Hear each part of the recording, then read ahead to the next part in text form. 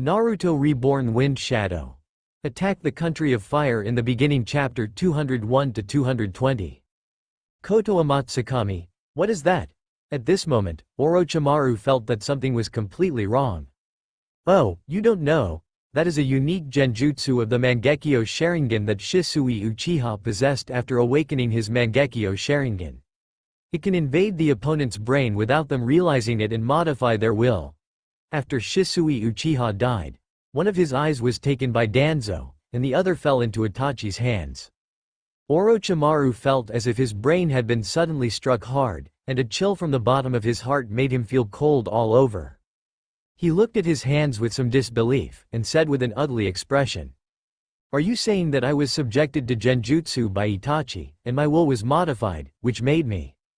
Rasa nodded. "Just at that moment, I felt a strange chakra on you. I can be sure that it was Shisui's chakra. As for why I am so sure?" Rasa took out a scroll, and after opening it, the same glass test tube appeared in his hand. Orochimaru looked over and could clearly see the floating 3-tomo Sharingan in the glass test tube. This made Orochimaru, who already had some guesses, look even more ugly. This is the other eye of Shisui that I snatched from Danzo, so I am quite familiar with his chakra." Orochimaru's whole person became extremely gloomy, exuding a terrifying baleful aura, and he shouted that name fiercely. "Itachi, why did he use this genjutsu on me? Isn't he afraid that I will covet the Sharingan and attack his brother?" The answer to this question is very simple. Itachi definitely loves his brother. Then, there is only one answer, Orochimaru. Itachi is using you as a whetstone on Sasuke's path to growth. The entire lake surface began to ripple. This was not a sign of the three tails appearing below, but rather Orochimaru's chakra beginning to riot due to anger. Anyone whose will is modified and used as someone else's stepping stone would be unhappy. Not to mention a proud figure like Orochimaru. As for doubting the truth of what Rasa said, Orochimaru no longer doubted it. At this moment, the veins on Orochimaru's forehead throbbed with anger, and he gritted his teeth fiercely. However, Orochimaru is, after all, Orochimaru, and he quickly calmed down, but the gloomy smile on his face did not disappear. "What a calculation, Itachi, but now, your brother is in my hands, and I will take good care of Sasuke." "No, I advise you not to do that." Rasa's dissuasion once again puzzled Orochimaru. "Why?" "Because of what I said, fate, if you don't want to cause trouble for yourself." Orochimaru seemed to have vaguely figured out something at this time, and asked tentatively. "The child of prophecy? Some things, it's good if you understand, don't say it out loud." Rasa's reply made Orochimaru's face turn ugly. "Then what should I do? Should I just wait for everything of mine to be taken away?" Rasa did not answer, but asked, "Orochimaru, what kind of relationship do you think we should have now?" Orochimaru immediately understood Rasa's meaning and replied with a smile. "If I said that before today, Rasa-kun and I were just in a cooperative relationship, but now, I think we can become friends." "Friends? I like friends. In that case, as a friend, I will give you a gift." "A gift?" Under Orochimaru's somewhat surprised gaze, Rasa took out another scroll. "This is Danzo's right arm." Orochimaru was no stranger to this arm, because he had created it. However, he was still happy about it. On the one hand, it was a gift from Rasa as a friend, and on the other hand, it was the Sharingan on it. That guy Danzo was very stingy with the Sharingan. However, what does this mean? Just as Orochimaru was puzzled, Rasa slowly said his thoughts. "Actually, I'm very strange, Orochimaru. With your scientific strength, why do you have to target Sasuke's body? Don't you think that with your strength, you can completely clone and cultivate a perfect body with your own genes?" At this moment, Orochimaru really felt that his will had been modified by Itachi. That's right, why didn't he think of this aspect? Taking his own genes as the main component, incorporating Hashirama's cells and the power of the Sharingan, he could completely cultivate and clone an excellent body that was most suitable for his soul. Instead of the strange, neither male nor female state he was in now. At this moment, Orochimaru's gaze towards Rasa completely changed. He. Now it seems that my agreeing to Rasa-kun's invitation was the best choice I have ever made in my life. This is just the beginning, and I have already seen the vast world that Rasa-kun spoke of. That's good. Then, our cooperation can continue more happily. Of course, just then, the lake's surface churned again. However, this time it was not Orochimaru releasing his chakra, but a huge creature was surging up from under the water.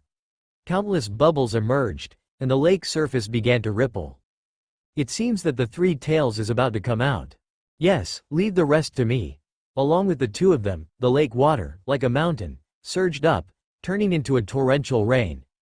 A huge turtle covered in spikes and with three tails appeared in front of the two of them, looking at them angrily with its one eye. It's really exaggerated, Orochimaru said with emotion, while also being curious about how Rasa would subdue this tailed beast next. Rasa took 2 or 3 steps forward, put his hands together and said slowly, "I know you have your own consciousness. I have no malice towards the tailed beasts. I just need a little of your chakra, so, I'm sorry." Under Orochimaru's incredible gaze, Rasa put his hands together. Wood release. Advent of a world of flowering trees. Rasa is not a person who likes to talk nonsense, but sometimes he has to, because at this moment, he is not talking to the tailed beast, but showing his attitude to the owner of these tailed beasts, the Sage of Six Paths. He doesn't have the capital to say tough words yet.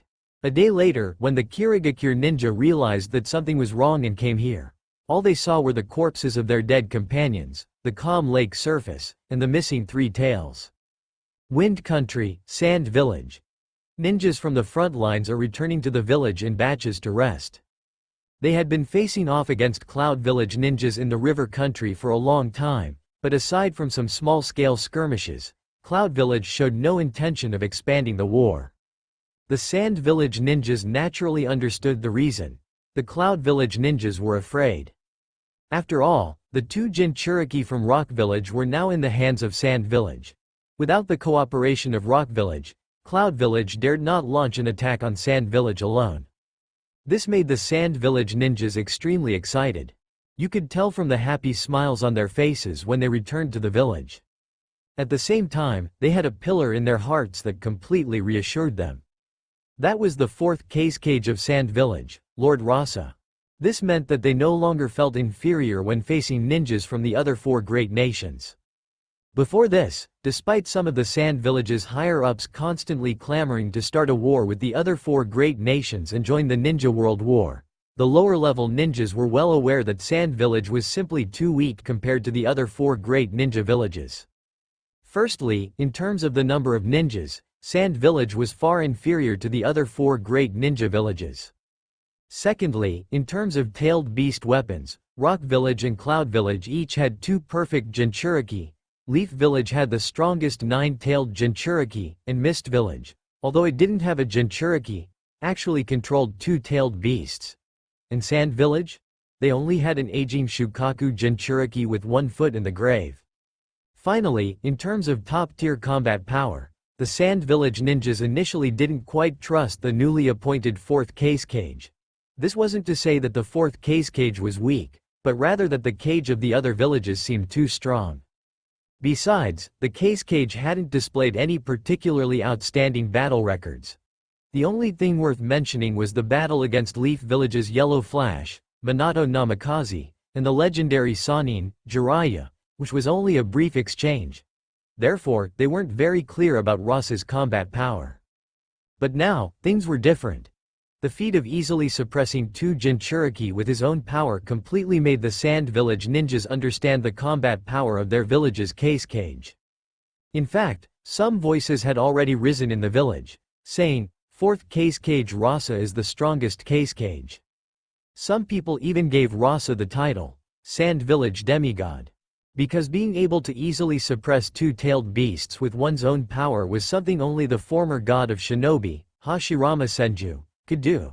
The Sand Village ninjas didn't dare to say that their Kazekage was stronger than the god of Shinobi, so they could only call him the Sand Village Demigod. This wasn't just self-entertainment for the Sand Village ninjas. Even in the outside ninja world, many people had begun to call Rasa that. As for the similarly named demigod, the aging Hanzo of the Salamander, no one cared anymore. Inside the Kazekage's office, after a long time, the Sand Village's high-level officials gathered together once again. Seeing that there was nothing happening on the front lines, Chiyo, Ebizo, and Bunpuku had all returned to the village. However, Bunpuku wasn't here. After returning to the village, he went straight back to the Dragon Oasis. Ebikura also followed back, while Mikawa remained on the front lines. Because before the Cloud Village ninjas completely retreated, the front lines still needed a general to guard them. Rasa was now very confident in the strength of the two.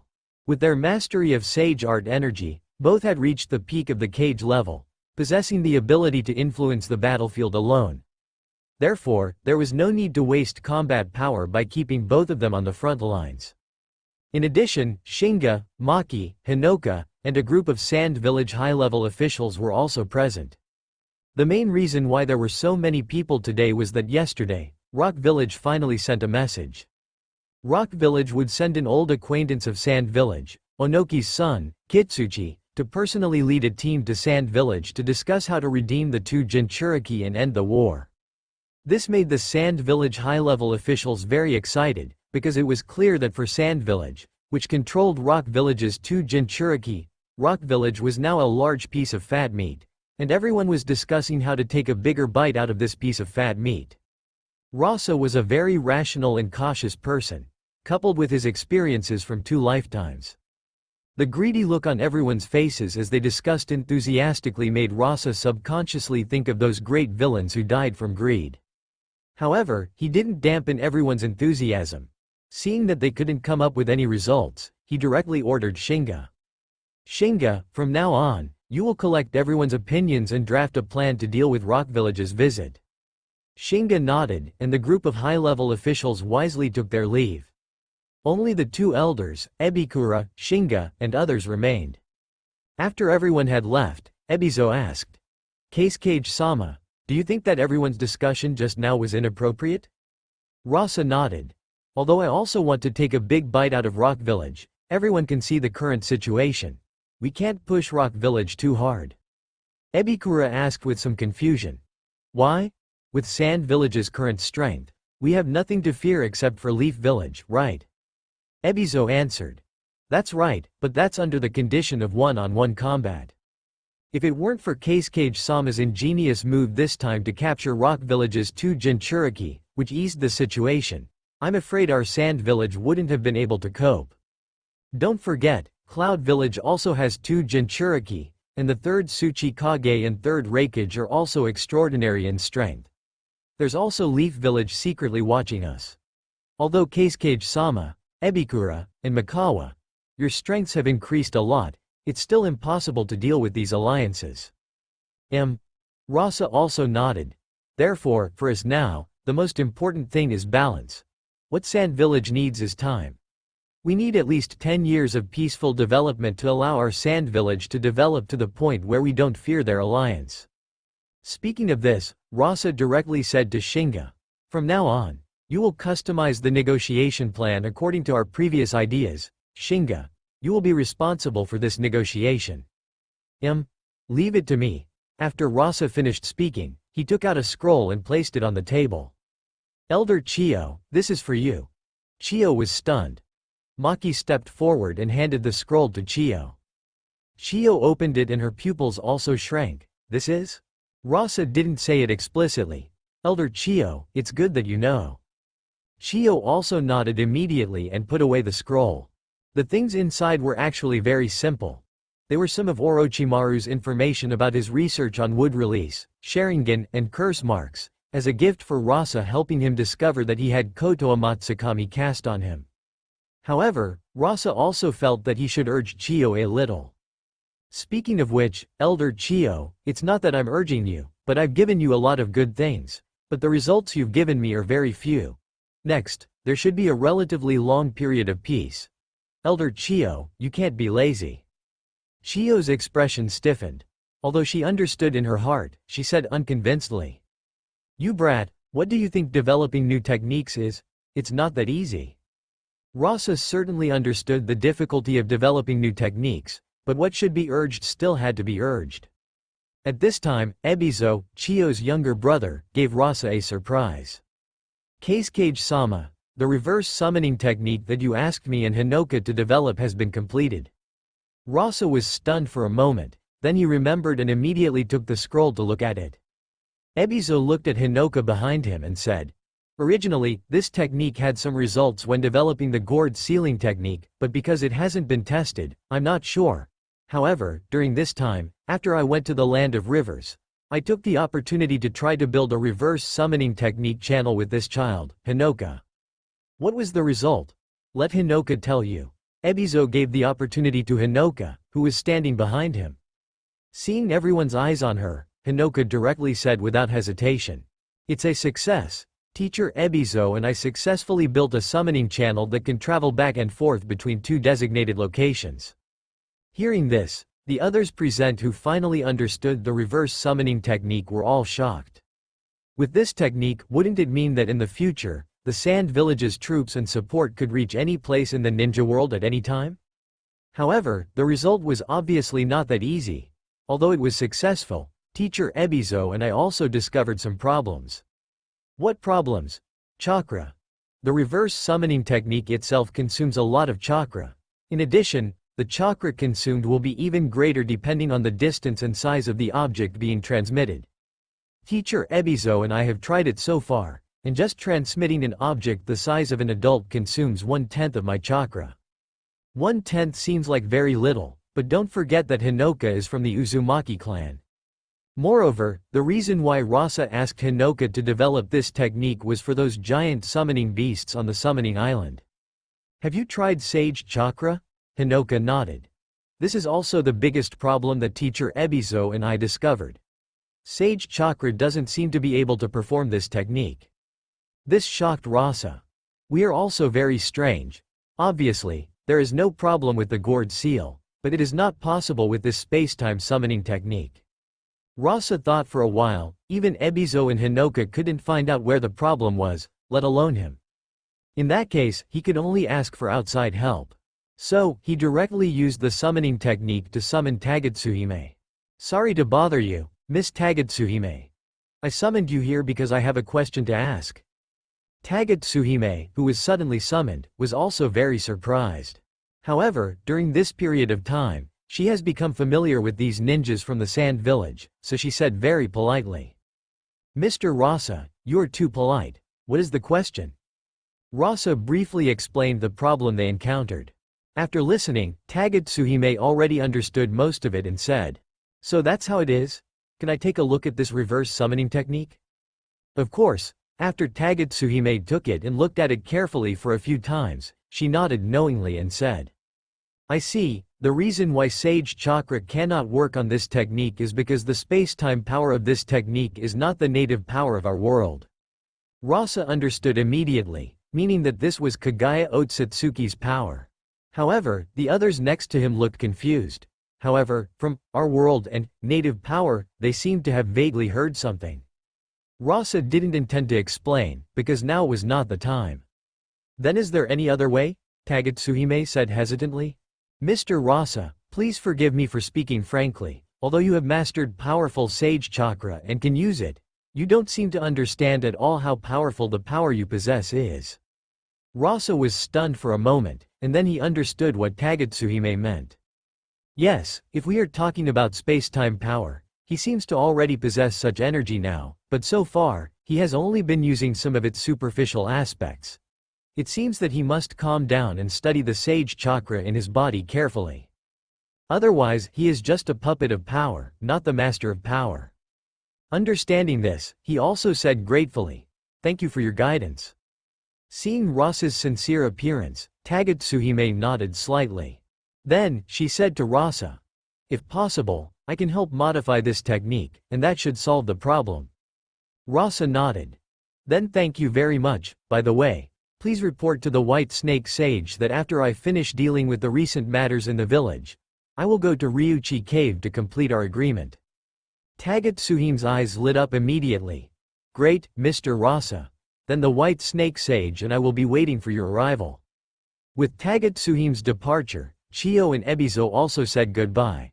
Only Yekura was left in the entire office. Just when Rasa was wondering if Yekura had anything else, Yekura suddenly said, Congratulations on becoming a father, you know. Rasa was a little stunned, but then said with a hint of apology. Sorry, Karora didn't want everyone to know, so I didn't tell everyone. It's nothing. Yekura looked a little complicated, but after thinking about it, she still said. I remember you seem to know the Rasengan, the ninjutsu without hand seals developed by Minato Namikaze of Konoha. Rasa was stunned for a moment, and then he understood. What, you want to learn it? Yes, water country, in the hidden mist village shrouded in mist. A strange atmosphere permeated the Mizukage's office. As the disciple of the third Mizukage, Yagura Karatachi looked at his teacher in front of him. And in the office, there also stood a mist village ninja with a dull expression and exposed pupils. Alright, Yagura, you will lead the team to cooperate with Iwagakure's operation. This is the seal to unlock the seal in his body. Yagura, who took the scroll, showed a hint of hesitation. Teacher, is this really worth it? The third Mizukage's words were cold and without any emotion. Of course it's worth it. A mere-tailed beast, since it cannot be used by our mist village, then it will show its value from another aspect. What, do you have any objections to my decision? No. Understood, teacher. As Yagura led the ninja away, the third Mizukage, sitting in the Mizukage position, slowly opened his eyes, revealing a pair of scarlet Sharingan, and next to the Mizukage, a figure with half-black and half-white body also reappeared from the ground. How is it? Have the locations of the 4 tails and 5 tails beasts been determined? Yes, Lord Madara, although the Kazekage of the Sand Village has a strong perception, I have used mental control to control the ninjas of the Sand Village's Anbu and found the places where the 4 tails and 5 tails are imprisoned. And to prevent the Kazekage from preparing, as long as the 6 tails enters the Sand Village, I will activate the technique. The third Mizukage looked at Kurizetsu, whom he had created, with satisfaction. Sure enough, the consciousness body he created using yin-yang release was much smarter than the idiots of Shirozetsu.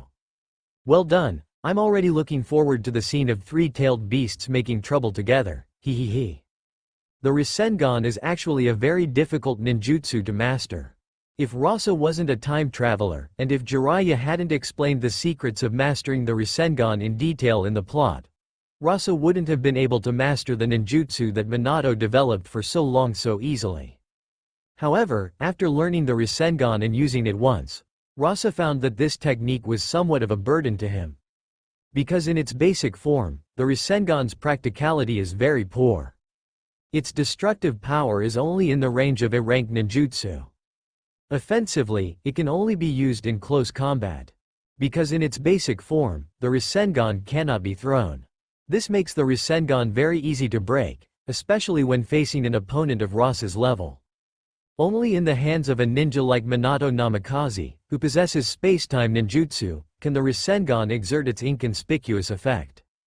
Of course, if it is developed further, and with the mastery of Sage Art energy, the Rasengan may be able to show its true potential, but firstly, this cultivation and development takes time, and secondly, Rasa had already lost his chakra at that time, so he naturally gave up on the Rasengan. He was a little regretful that this technique would be wasted. Unexpectedly, Yekura suddenly took the initiative to ask him to learn this technique.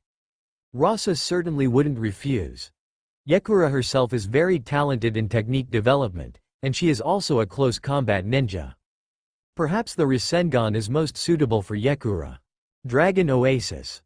Rasa spent a day teaching Yekura the learning skills related to the Rasengan. The rest depends on her own understanding. Next, Rasa stayed in the Dragon Oasis for 2 more days. During this time, he was very busy with various things and hadn't cultivated properly.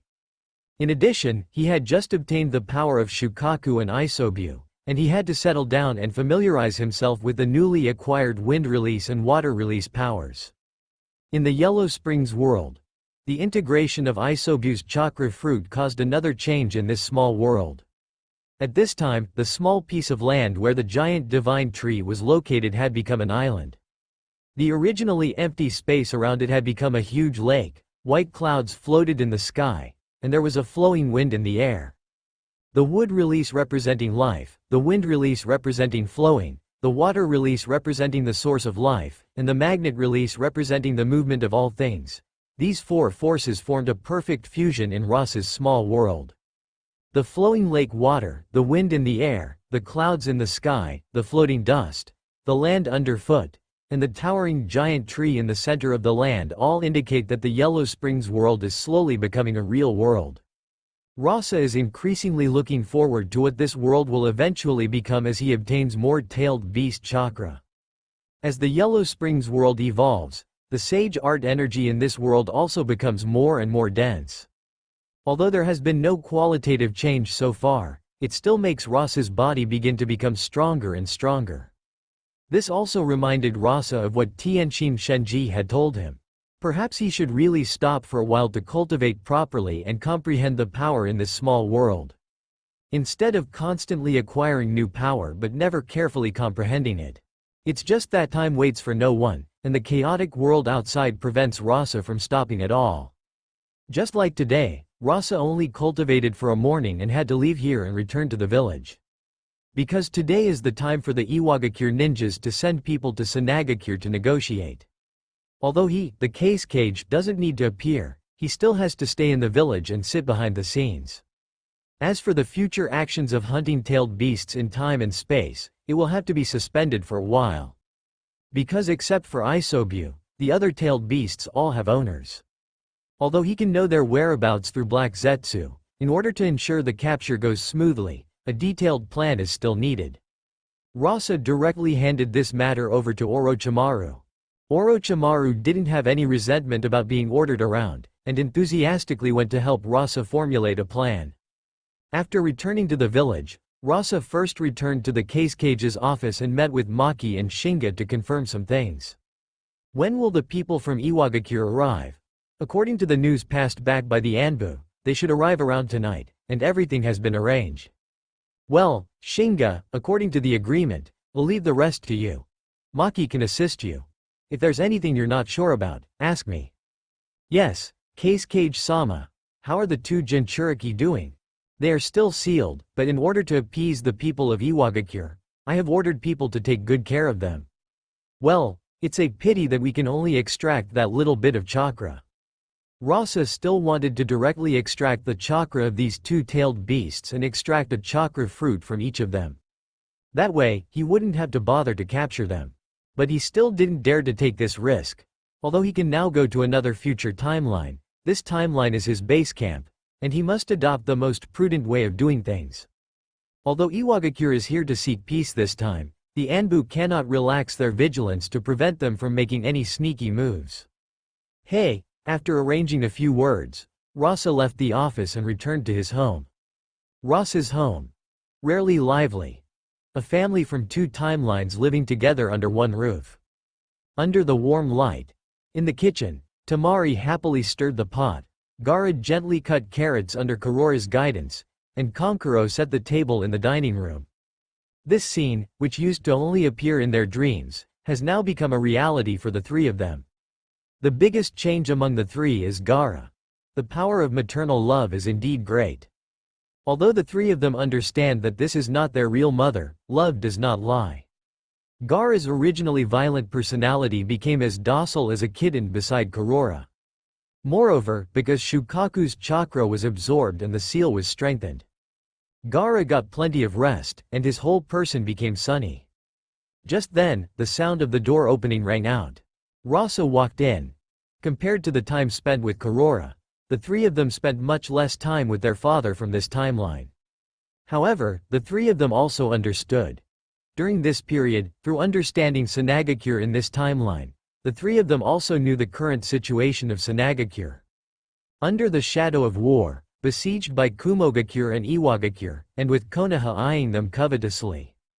But even in such a harsh environment, their father in this timeline showed political talent and powerful strength far beyond their own father, and even captured the two Jinchuriki from Iwagakure, completely breaking the deadlock. Looking at his mother's gentle smile when she saw her father return, Temari looked at another version of herself in her mother's belly and suddenly felt a little envious. Thus, a special family banquet unfolded. At the same time, within Sanagakure, undercurrents began to surge. Since Rasa captured the 4 tails and 5 tails Jinchuriki from Iwagakure, an awkward problem has been placed before the Sanagakure Anbu. Sanagakure doesn't seem to have a place to imprison these 2 Jinchuriki. Ordinary prisons are definitely not suitable. These 2 Jinchuriki aren't the type who can't communicate with their tailed beasts. They can actively acquire the tailed beast's chakra. So, ordinary restraints and seals are useless against them. Fortunately, Maki, as the head of the Anbu, thought of a place. That was the place Sanagakure used to imprison the 1-tailed Jinchuriki, Bunpuku. Under the night sky, at the edge of a cliff at the end of Sanagakure. Teams of Sanagakure ninjas patrolled everywhere. Besides the Anbu ninjas, the sealing team ninjas were also here. Just in case, just then, a Sanagakure ninja walked over slowly, carrying a basket. The Anbu captain in charge of guarding this place greeted the ninja enthusiastically. "Kuroishi, it's you again today?" The ninja called Kuroishi nodded. "There's no way around it, no one else dares to approach the Jinchuriki." The Anbu captain nodded. Although the 2 Jinchuriki were sealed now, the prison exuded the evil chakra of the 2-tailed beasts for some special reason, which ordinary people really couldn't bear. "Thank you for your hard work," Kuroishi nodded, and the Anbu guards made way, following the upward mechanism to the cave where the 2-tailed beasts were imprisoned. At the entrance of the cave, the sealing team ninjas guarding the place also recognized Kuroishi and let him through after a simple inspection. They didn't suspect Kuroishi at all, because being entrusted with this job, getting close to the 2-tailed beasts, showed that they completely trusted Kuroishi.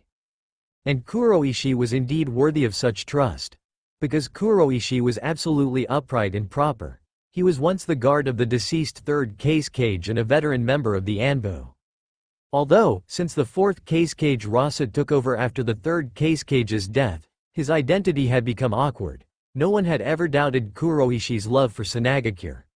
That was indeed the case, and Maki, after becoming the Anbu captain, had also won Kuroishi over as his confidant, which was why he had the opportunity to approach the Jinchuriki so closely. Kuroishi had never thought of betraying Sanagakure before. After becoming Maki's confidant, he followed the 4th Kazekage and participated in 2 operations against Konoha. It could be said that Kuroishi admired this 4th Kazekage very much. Until something happened.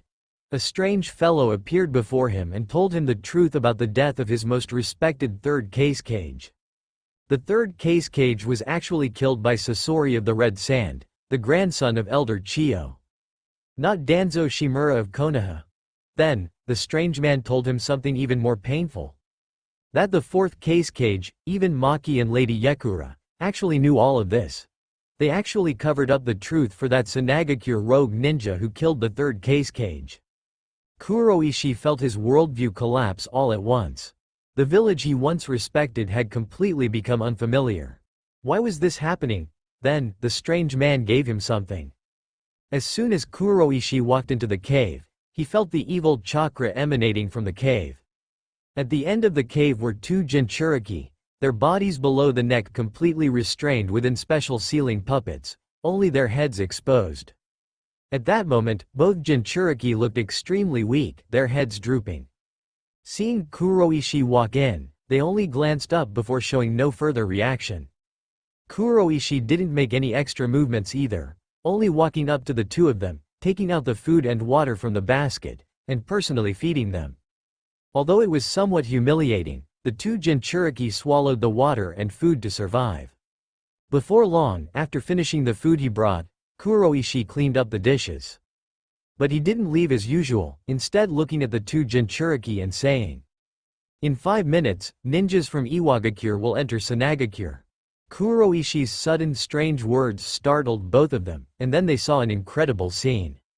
Kuroishi stretched out his right hand, wind attribute chakra flowing on it, and then, like a scalpel, he cut open his chest, taking out a scroll flowing with blood.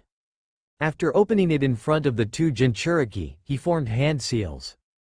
For the 3rd Kazekage, summoning technique. At the same time, in Sanagakure, at the Itagura entrance. The Iwagakure ninjas had also arrived before nightfall. This time, the Iwagakure ninja team consisted of 11 people in total, 5 jonin and 6 genin. Facing the meticulous inspection of their entire bodies by the Sanagakure ninjas, Kankuro, the leader of this team, remained unusually calm. Before long, the inspection was over. The Sanagakure ninjas didn't find anything unusual. This was normal. Because this time, Iwagakure's real weapon wasn't ninja tools, but living people. Thinking of this, Kankuro's gaze turned to a man behind him, who looked as thin as a noodle. If he hadn't known in advance, he wouldn't have thought that this composed Kirigakure ninja would actually be a Jinchuriki. His body contained a tailed beast about to go out of control. "Alright, you can go in, but you can't leave the sight of our Anbu ninjas." Kankuro didn't object in the slightest, looking at the easily defended but difficult to attack Itagura in front of him, like a straight line. As long as they passed through here and entered Sanagakure, their plan would succeed.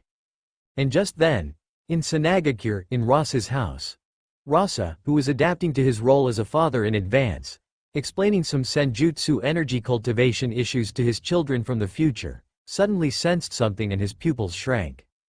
"This is a tailed beast. What's going on? Something's wrong." Without even having time to explain, Rasa directly turned into sand and disappeared. This startled Karora and Temari in the house, looking at each other, not understanding what had happened. But soon, they understood. Because a terrifying roar suddenly echoed in the night sky outside. Karora reacted the fastest, immediately rushing out, with Temari and the others following closely behind. And just as they rushed out and arrived on the balcony, the terrifying scene that appeared before them instantly turned everyone's faces pale. Under the bright night sky, 3 terrifying tailed beasts, like mountains, were roaring at the sky above Sanagakure, plunging the entire Sanagakure into fear. Welcome to Fanfic Audiobook, your go-to place for immersive audiobooks. If you enjoy the content, don't forget to like the video and subscribe to our channel for more amazing stories. Under the bright moonlight, atop a towering building in the sky, Rasa looked at the 3 complete tailed beasts that had appeared within the hidden sand village, his face gloomy. 4 tails, 5 tails, 6 tails, clearly, Rasa had been set up. The person who set him up was not only the hidden stone village but also the hidden mist village. After all, the 6 tails are currently in the hands of the hidden mist village. Moreover, to be able to release these 3-tailed beasts simultaneously without him even being aware, there must be a mastermind behind it all. Rasa had always been the one to scheme against others. He never expected that one day he would be schemed against. This made him extremely angry. Just then, a panicked Maki instantly appeared before Rasa. He frantically wanted to explain why the 4 tails and 5 tails imprisoned by the Anbu had been released, but as soon as he opened his mouth, Rasa interrupted him. "Issue my order. From this moment on, all ninjas in the hidden sand village, including students from the academy, must be mobilized. You don't need to deal with the tailed beasts. Your only task is to save the villagers as much as possible." In just an instant, Rasa made a decision. Because the environment of the hidden sand village is completely different from that of the hidden leaf village. Overall, the buildings in the hidden leaf village are relatively sparse, and the buildings are not very tall, with 5 or 6 floors being the limit. But the hidden sand village is different. The hidden sand village, located deep in a canyon, has very little land to begin with. To accommodate more people, the buildings in the hidden sand village can be said to be very dense, and often as high as a dozen floors. Now that 3-tailed beasts have appeared, any destruction they cause will result in immeasurable losses. Not to mention that it is night, and most people are at home. However, there is also a lucky point, which is that these 3-tailed beasts did not appear in the very center of the hidden sand village. The 6 tails appeared at the entrance of the Iwayama, and the 4 tails and 5 tails appeared at the end of the village. There are no large buildings here, and very few people live there. Therefore, the 3-tailed beasts must not be allowed to enter the center of the village. Rasa's cold words made Maki tremble, because he had never felt such anger from the Kazekage-sama. Therefore, he did not dare to hesitate and immediately disappeared in a flash. As Maki disappeared, Rasa also directly formed a hand seal. It was too late to wait for Chiyo, Yekura, and Hinoka to provide support. They're currently in the Dragon Oasis, and Mikawa is on the front line. It seems that the mastermind has seized this opportunity. In other words, he has to fight 3 enemies alone now. Today is definitely the most terrifying day for the people of the Hidden Sand Village. Just a few minutes ago, the Hidden Sand Village was still a lively scene. Whether it was taverns, barbecue restaurants, or night markets, they were all crowded with people. Because, just 3 days ago, batches of ninjas returned from the battlefield outside. The joy of winning the war and the happiness of returning alive made them start spending lavishly in the village, which brought another wave of consumption to the Hidden Sand Village. But just as they were happy, a deafening roar resounded throughout the Hidden Sand Village. Then, all the ninjas of the Hidden Sand Village saw the huge monsters that blotted out the sky under the night sky. What's going on? This is a tailed beast. What a joke, there are actually 3 of them, at the entrance of Iwayama in the Hidden Sand Village.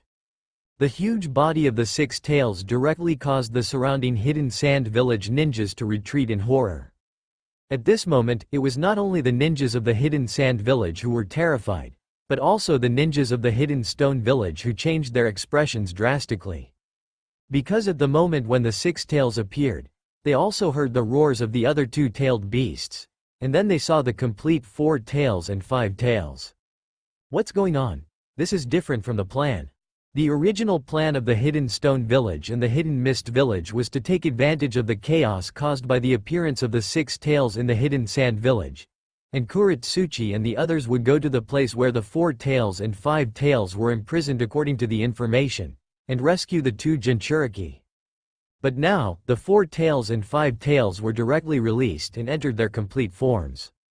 Moreover, looking at the current state of these 2-tailed beasts, it is obvious that the consciousness of the Jinchuriki is not in control. Captain Kuretsuchi. The roar of the surrounding Hidden Stone Village ninjas awakened Kuretsuchi, whose face was pale. At this moment, even if Kuretsuchi was a fool, he would know that the Hidden Stone Village had been used by the Hidden Mist Village. At the end of the Hidden Sand Village, boom! The complete 4 tails and 5 tails appeared, directly destroying the entire cliff. Countless boulders fell from the sky. Fortunately, those guarding here were all Chunin-level ninjas or higher, so they would not be injured as a result. However, when they saw the 2 towering giant monsters emerging from the collapsed cliff, all the Anbu ninjas and Ceiling Squad ninjas knew. Something happened. What's going on? How could the tailed beasts come out? Impossible. At this time, obviously no one would give them an answer, and they had never even thought that it was Kuroishi who did it. And at this moment, an even more horrifying scene appeared to all the ninjas here. The freed 4 tails and 5 tails did not hesitate at all, raising their huge heads, a deep purple chakra ball appeared at their lips, and the powerful aura directly caused the surrounding dust to fly, like a hurricane. We're doomed. Stop them quickly. All the ninjas of the Hidden Sand Village knew what the consequences would be if this tailed beast ball hit the village. The Hidden Sand Village would face the crisis of being directly destroyed. However, it was too late. It only took 2 or 3 seconds for the 2 complete tailed beasts to condense chakra. Boom!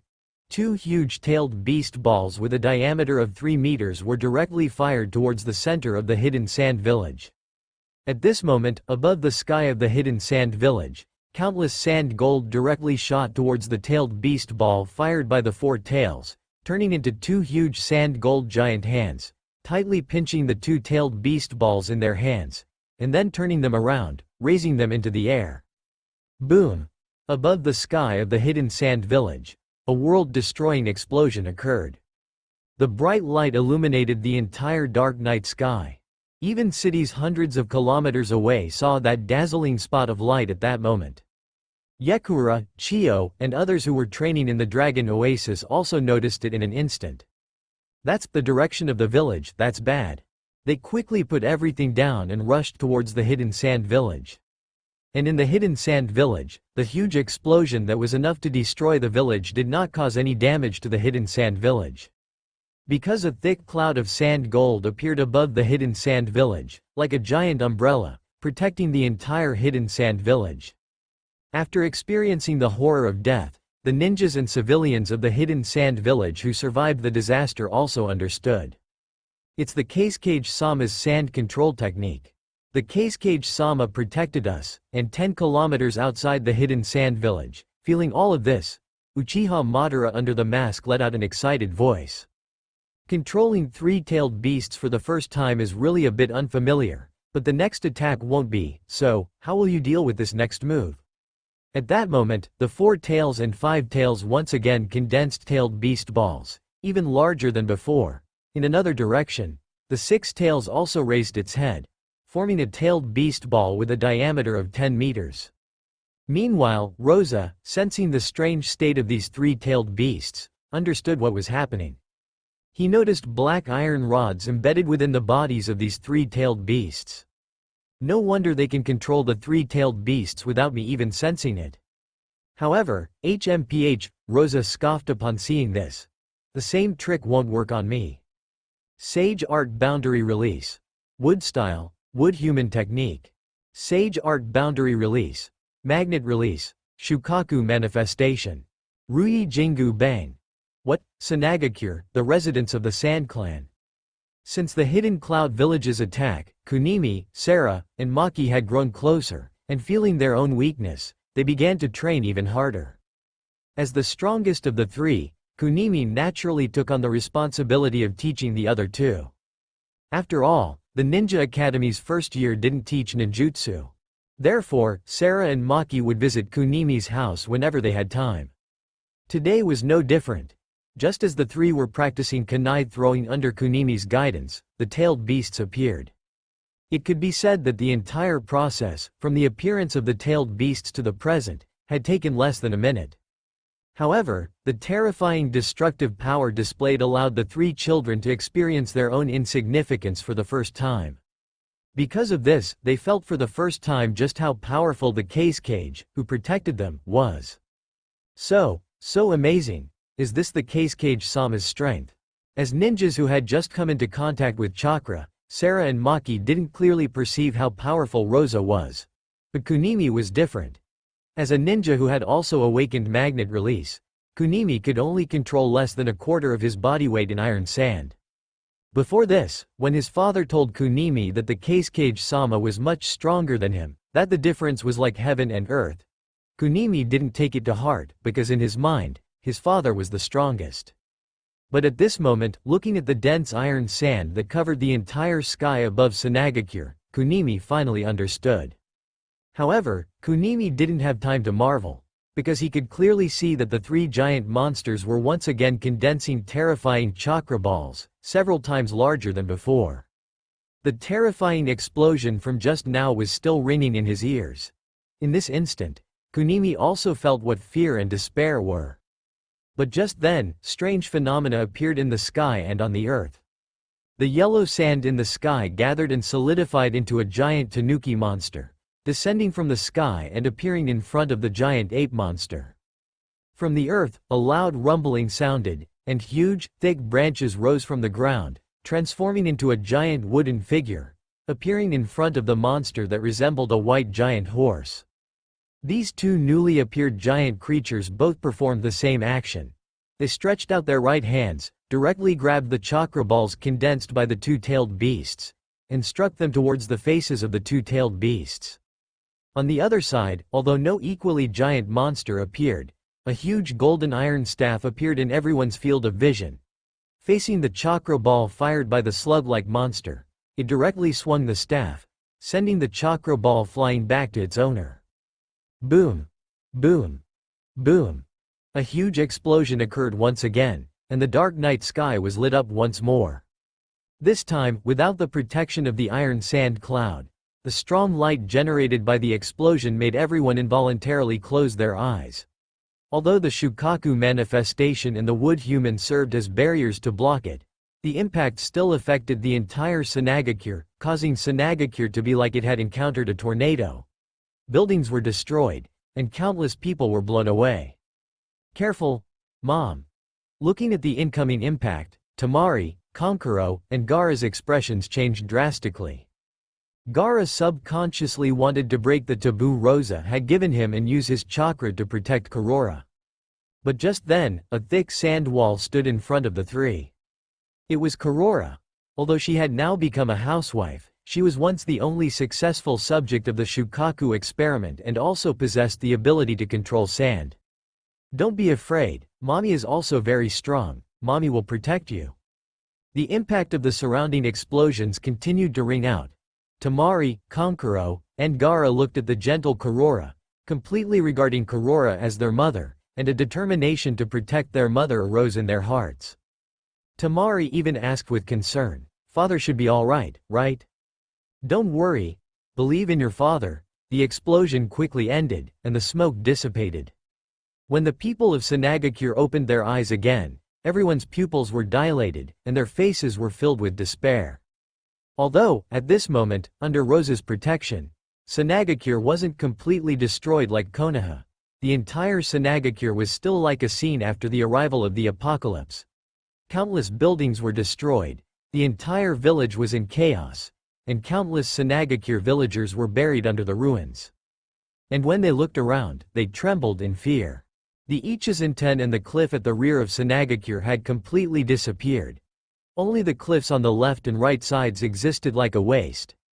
The area of the canyon where Sanagakure was located had expanded 4 or 5 times at this moment.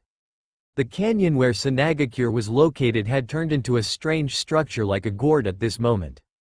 The ninjas and civilians of Sanagakure, seeing this scene, swallowed a non-existent mouthful of saliva. They couldn't say a word, their eyes only filled with fear, and their bodies trembled. Even the Jonin in the village were no exception. Just then, a deep voice resounded throughout the sky above Sanagakure. "Don't be dazed.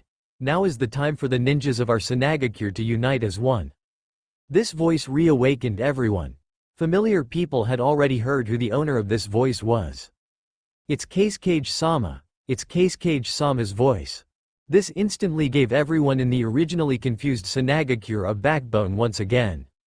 That's right, this voice was naturally Rosa. He didn't waste any words and said directly, "Next, I swear in the name of the Kazekage that I will not let these 3-tailed beasts get one step closer to our Sanagakure. And all you need to do is one thing. And that is to work hard to save the companions around you. Sanagakure will be protected by all of us in Sanagakure."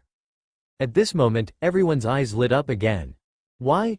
Above the desert, Obito Uchiha, controlling the 3-tailed beasts with yin-yang release, was filled with doubt. His doubt wasn't because Rasa was able to fight 3 opponents alone, but because of the wood release. Wood human technique that Rasa used. Wood release had a special meaning for Obito Uchiha. It was possessed by his former friend, Hashirama Senju, the only power that could rival his eyes. But now, it appeared in the hands of the Kazekage of Sanagakure.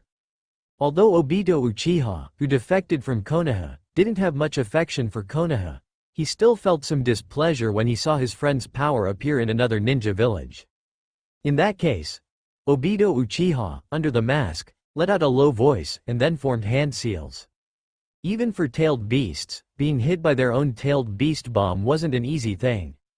Not to mention, being a Jinchuriki controlled by Obito Uchiha using yin-yang release. Therefore, under Rasa's attack of using their own methods against them, they quickly reverted to their Jinchuriki state. However, it was only temporary, as Obito Uchiha reused his chakra, controlling these Jinchuriki with the black rods made by yin-yang release. In just an instant, the 3 Jinchuriki transformed back into their complete forms, and then charged towards Sanagakure. Seeing this, Rasa summoned his Ruyi Jingu Bang once again, his eyes looking at the approaching 6 tails while also glancing at the 4 tails and 5 tails charging from behind. "Let's deal with you first." As soon as he finished speaking, Rasa threw the Ruyi Jingu Bang in his hand towards the sky. Under Rasa's control, the Ruyi Jingu Bang began to grow thicker and larger. At the same time, 1 divided into 2, 2 divided into 4, 4 divided into 8. Ruyi Jingu Bang. Vajra Cage. The Ruyi Jingu Bang fell from the sky, landing to the left and right of the approaching 6 tails. In just an instant, it formed a square cage, binding the 6 tails' body. But at this moment, the entire huge body of the 6 tails suddenly liquefied, and directly drilled out of the gaps in the Vajra cage. This surprised Rasa a bit. Did the 6 tails have such an ability? In that case, the effect of the Vajra cage wasn't great. Then, Rasa put his hands together, and from the earth beneath his feet, a huge amount of sand gold gushed out like a spring, rushing towards the six tails like a wave. Seeing this, the six tails immediately stopped, and countless holes like noses on its face spewed out pink gas, attacking the sand gold. The moment the sand gold touched these pink gases, Rasa's sand gold was directly corroded.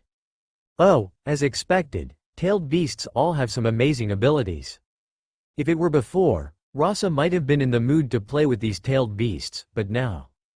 Sage Art Boundary, Magnet Release, Thorn's Sealing Technique. Since crossing into this world, most of Rasa's opponents have been large creatures like tailed beasts, which has allowed Rasa to accumulate enough experience to deal with them. As Rasa put his hands together, countless senbon made of iron sand appeared around Rasa's body, with violet patterns spiraling around them. The objects that Rasa now controls with Sage Art energy, whether it's sand gold, iron sand, or ordinary sand, are divided into two categories. One category is what naturally exists in nature, such as the sand gold corroded by the acidic gas spewed out by the six tails. The other category is now the sand gold created by Rasa using the ability of Sage Art energy to transform objects.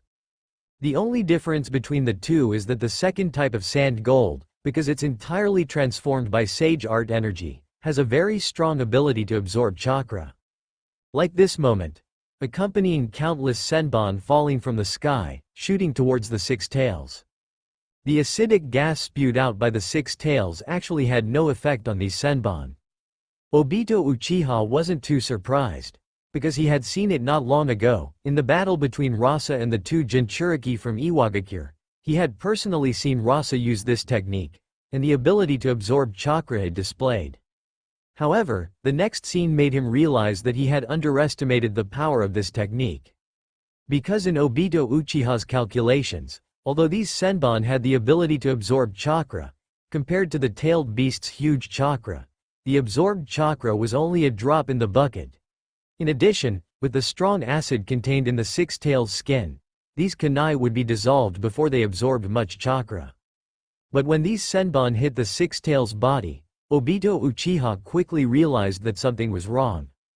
He found that after these senbon pierced the six tails' body, they began to interfere with the operation of the chakra in the tailed beast's body, just like the black rods he made with yin-yang release.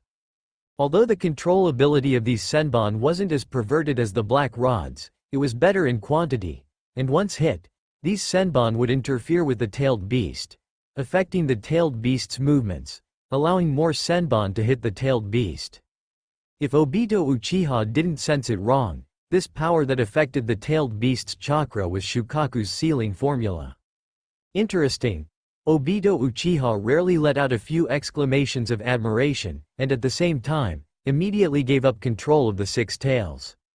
Because Obito Uchiha understood that he could no longer control the six tails. Sure enough, in just a few seconds, the six tails' body was covered with thorny iron trees, completely restricting the six tails' ability to move. And at the moment Obito Uchiha severed the chakra link with the six tails Jinchuriki. As a tailed beast, the six tails Seiken finally regained consciousness and let out an angry roar towards the sky. Damn humans, so painful. Everyone in Sanagakure heard this angry roar. They all looked surprised. Do tailed beasts actually talk? And at this moment, Rasa also understood the reason for the six tails Seiken's painful wailing. That was that the Jinchuriki's vitality was slowly dissipating. As a tailed beast, the death of the Jinchuriki meant that the tailed beast was also dying. Although tailed beasts were immortal beings, from the six tails Seiken's wailing just now, Rasa could feel that even for immortal tailed beasts, death was a painful process. Since that's the case, Rasa suddenly had an inspiration. Looking at the Jinchuriki who had faded from his complete form and slowly revealed his true form. Rasa used a sand shunshin to come to the Jinchuriki. With just one glance, he saw the black rod in the Jinchuriki's chest. After easily pulling it out, he immediately performed a forbidden technique that he had obtained from Chiyo in the future on this Jinchuriki. Forbidden technique. Reanimation jutsu. Forbidden technique. Life reincarnation. Developed by Elder Chiyo of the future for her grandson, Sasori of the Red Sand. One of the only two ninjutsu in Naruto that can revive the dead. After Rasa traveled to the future timeline, he would naturally think about collecting some of the powers that existed in the future timeline to strengthen himself and the Sand Village. How could Rasa possibly let go of such a famous ninjutsu? This technique is capable of converting chakra into life force. If it is used to revive the dead, then the price is very high, requiring all of one's chakra as the cost. And the price of losing all chakra is death, but if it's just for healing, it's not that exaggerated. After obtaining this forbidden technique, Rasa tried it out and discovered that sage art energy could also be used with this technique. Then, he discovered the reason from the technique developed by Elder Chiyo. That is, this technique is somewhat similar to some of the techniques of the Uzumaki clan. Rasa immediately understood the reason. The power used for this resurrection should not be from the Six Paths Sage, but from the power of the Shinigami used by the Uzumaki clan, named Hirazaka. This made Rasa thoroughly interested in this Shinigami. Because, although the sage art energy that Rasa possesses also has the ability to give life force to matter, he can only give it to inanimate objects. The ability to give life force to living beings, and even revive the dead, is something that even sage art energy cannot do. And at this moment, why does Rasa want to save this Jinchuriki who is about to die? There is only one reason, and that is that he thought of a question. In order to consider the thoughts of the Six Paths Sage who is watching this ninja world, he can't directly and forcefully attack the tailed beasts of this world, but conversely, if these tailed beasts voluntarily give their chakra to him, even the Six Paths Sage probably wouldn't have the right to say anything, right? Anyway, for Rasa, even if such an attempt fails, there will not be much loss. So why not give it a try? On the contrary, if it succeeds, then it would be a great gain. What is in front of him now are three-tailed beasts. If he can obtain their chakra, Rasa will immediately possess the chakra of five-tailed beasts. 1 tail, 3 tails, 4 tails, 5 tails, 6 tails.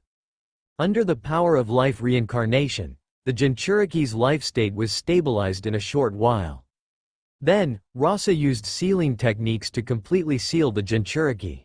Maki, as Rasa's voice fell, Maki, with a face full of admiration and excitement, appeared in front of Rasa. During the battle just now, he watched the entire process with his eyes wide open. Such a powerful tailed beast was so easily and simply sealed in front of Lord Kazekage, making Maki once again admire the power that Rasa possessed. Not only Maki, but also the villagers and ninjas of the entire Sand Village who were busy rescuing their companions. Seeing this scene, they felt the power of the Kazekage for the first time, and at the same time, they had infinite confidence in their village and began to work harder to rescue their companions. As for those spies from all walks of life hidden in the Sand Village, they were all stunned when they saw this scene. So amazing. Is this the Kazekage of the Sand Village? Sand Village demigod. As for Rasa, after casually throwing the 6 tails Jinchuriki to Maki, he flew towards the other end of the Sand Village. Just as Rasa sealed the 6 tails, the battle was also continuing on the side of the 4 tails and 5 tails. Shukaku's manifestation fought against the 4 tails Jinchuriki, while the wooden man fought against the 5 tails Jinchuriki. On the huge plain that had been blasted out by the tailed beast ball, 4 huge monsters, all over 50 or 60 meters tall, were engaged in close combat. Every punch and every step they took exploded with enough power to tear the earth apart. Purely in terms of attack power, the 4 tails and 5 tails are definitely stronger than Shukaku's manifestation and the wooden man. Because Shukaku's manifestation and the wooden man cannot use the tailed beast's strongest ultimate move, tailed beast ball. Without any particularly strong attack power, they rely on the power brought by their huge size. But in terms of defense, Shukaku's manifestation and the wooden man technique are not at all weaker than the ones below. Firstly, the sand, iron sand, and gold sand that now make up Shukaku's manifestation, and the body that makes up the wooden man technique, are all made by Rasa using sage art energy, which leads to Shukaku's manifestation and the wooden man technique's ability to absorb chakra, In the face of tailed beasts, which are monsters of chakra, they naturally have a huge advantage. Secondly, unlike the tailed beasts, which are living beings, Shukaku's manifestation and the Wooden Man technique are non-living beings, which means that some physical damage will not have much impact on their actions, and even if they are destroyed, they can be quickly restored, just like fearless warriors. Therefore, when Rasa sealed the 6 tails, Shukaku's manifestation and the Wooden Man technique perfectly completed their mission. They restricted the 4 tails and 5 tails in place, preventing them from taking a step forward. They couldn't even use the tailed beast ball, because as long as they used it, what awaited these tailed beasts was a huge fist. This was also the limit of Rasa's power. With his current level, he can only do 1 against 3. With any more tailed beasts, the Sand Village would probably be doomed this time. This is indeed a lesson. Since Rasa created the Dragon Oasis, the village's high-end combat power has been transferred to the Dragon Oasis, resulting in the Sand Village being a bit empty inside. However, solving this problem is something for later. As for now, swoosh! Rasa appeared above Shukaku's manifestation in a flash, and the equally huge Wooden Man stood beside him. And opposite him were the controlled 4 tails Son Goku and 5 tails Kakuo. Shukaku's manifestation and the Wooden Man technique do lack in terms of attack power, but that is when they are not controlled by Rasa. With Rasa's control, it is completely different. And after no longer needing to control the 6 tails, Madara Uchiha's control over the 4 tails and Kakuo became even more sensitive. Then, let me see, how much more can you excite me? As Madara Uchiha formed hand seals, the huge bodies of the 4 tails and 5 tails once again condensed tailed beast balls, and this time the speed was very fast and the power was even stronger. Continuous tailed beast balls. Instantly, tailed beast balls with a diameter of 1 meter, like cannonballs, attacked Rasa. Sage Art Boundary Release. Magnet Release. Shukaku's Shield. A desert wall like the Great Wall directly blocked the entrance of the Sand Village. Boom. Boom. Boom. At this moment, everyone in the Sand Village could feel the vibration of the earth and the huge bright light of the continuous explosions in the distance. It can be said that if any one of these tailed beast balls landed in the Sand Village, it would cause heavy losses to the Sand Village. Just like that, after a minute-long bombardment, the end of the entire Sand Village was shrouded in sand and dust stirred up by the explosions. Not a single tailed beast ball passed through Rasa's absolute defense. And just when the air seemed to quiet down, a cold voice sounded. Sage Art Boundary Release. Magnet Release. Gold Dust Waterfall. Boom! In the sky full of sand and dust, Shukaku's manifestation turned into a sand wave 40 to 50 meters high and surged towards the 4 tails and 5 tails. Indeed, a sturdy defense. Seeing that even consecutive tailed beast balls failed to breach Rasa's sand wall, Madara Uchiha's voice turned low and somber. On the battlefield, gazing at the approaching sky-filled sand gold, Son Goku, the 4 tails, roared and slammed his fist into the ground. The earth cracked and scorching magma erupted, transforming into a sea of lava that surged towards the wave of sand. Mew King, the 5 tails, moved swiftly, and just as he was about to reach the sand wave, he stomped his feet and leapt quickly. Instantly, magma and gold sand collided, shaking the earth, while Mew King leapt over Rasa's head, aiming to attack the hidden sand village behind Rasa. But how could Rasa let him succeed? Sage Art Boundary Release. Wood Style. Wood Dragon Technique. From the body of the giant wooden figure, a wooden dragon with 4 claws flew out, roaring towards the sky. Its serpentine body coiled around Mew King's abdomen, firmly gripping his body, and its dragon mouth bit into Mew King's neck. Originally, Mew King, the 5 tails, was known for his strength, and his explosive power was enough to tear apart any chains, but before the wood dragon, he had no power to resist, because the moment the wood dragon grabbed Mew King, all of his chakra was rapidly being absorbed. However, the wood dragon's absorption couldn't last long, because the 4 tails had already charged over. Seeing this, Rasa directly controlled the wooden figure to grab the wood dragon and, like throwing a shot put, flung the 5 tails' massive body away. Boom! The two mountain-like tailed beasts instantly collided, creating a roar that shook the heavens and the earth. And just as the two-tailed beasts stumbled and momentarily lost control of their bodies, the sky filled with gold sand once again attacked the two-tailed beasts. As long as the gold sand enveloped the four tails and five tails, Rasa could use sealing techniques to completely seal them. But how could Madara Uchiha let Rasa succeed? At the moment when the gold sand was about to devour the two-tailed beasts, the two-tailed beasts immediately withdrew from their complete forms, transforming into semi-tailed beast states covered in chakra cloaks, and charged towards Rasa. In this state, without their massive bodies, the two Jinchuriki became much more agile, and their speed didn't slow down at all, but even increased. Especially the five tails Jinchuriki, whose speed was so fast that it directly created sonic booms, deflecting Rasa's pursuing gold sand. With this speed, even the massive wood human technique was useless. Boil release. Immeasurable strength. Almost in the blink of an eye, he arrived in front of Rasa, kicking towards Rasa's face. Bang! A sand wall appeared in front of Rasa, but it was destroyed like paper. So this is the power of boil release? Both speed and power are impeccable.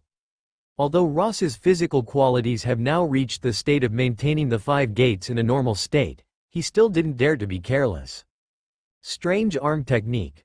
Rasa's right arm instantly transformed into a sand giant arm and collided with the five tails Jinchuriki. Boom! The collision of immense power caused a series of vibrations in the air. Now Rasa was truly a little surprised, because he could feel that the power coming from the opponent could actually touch the level of the seventh gate of the 8 inner gates.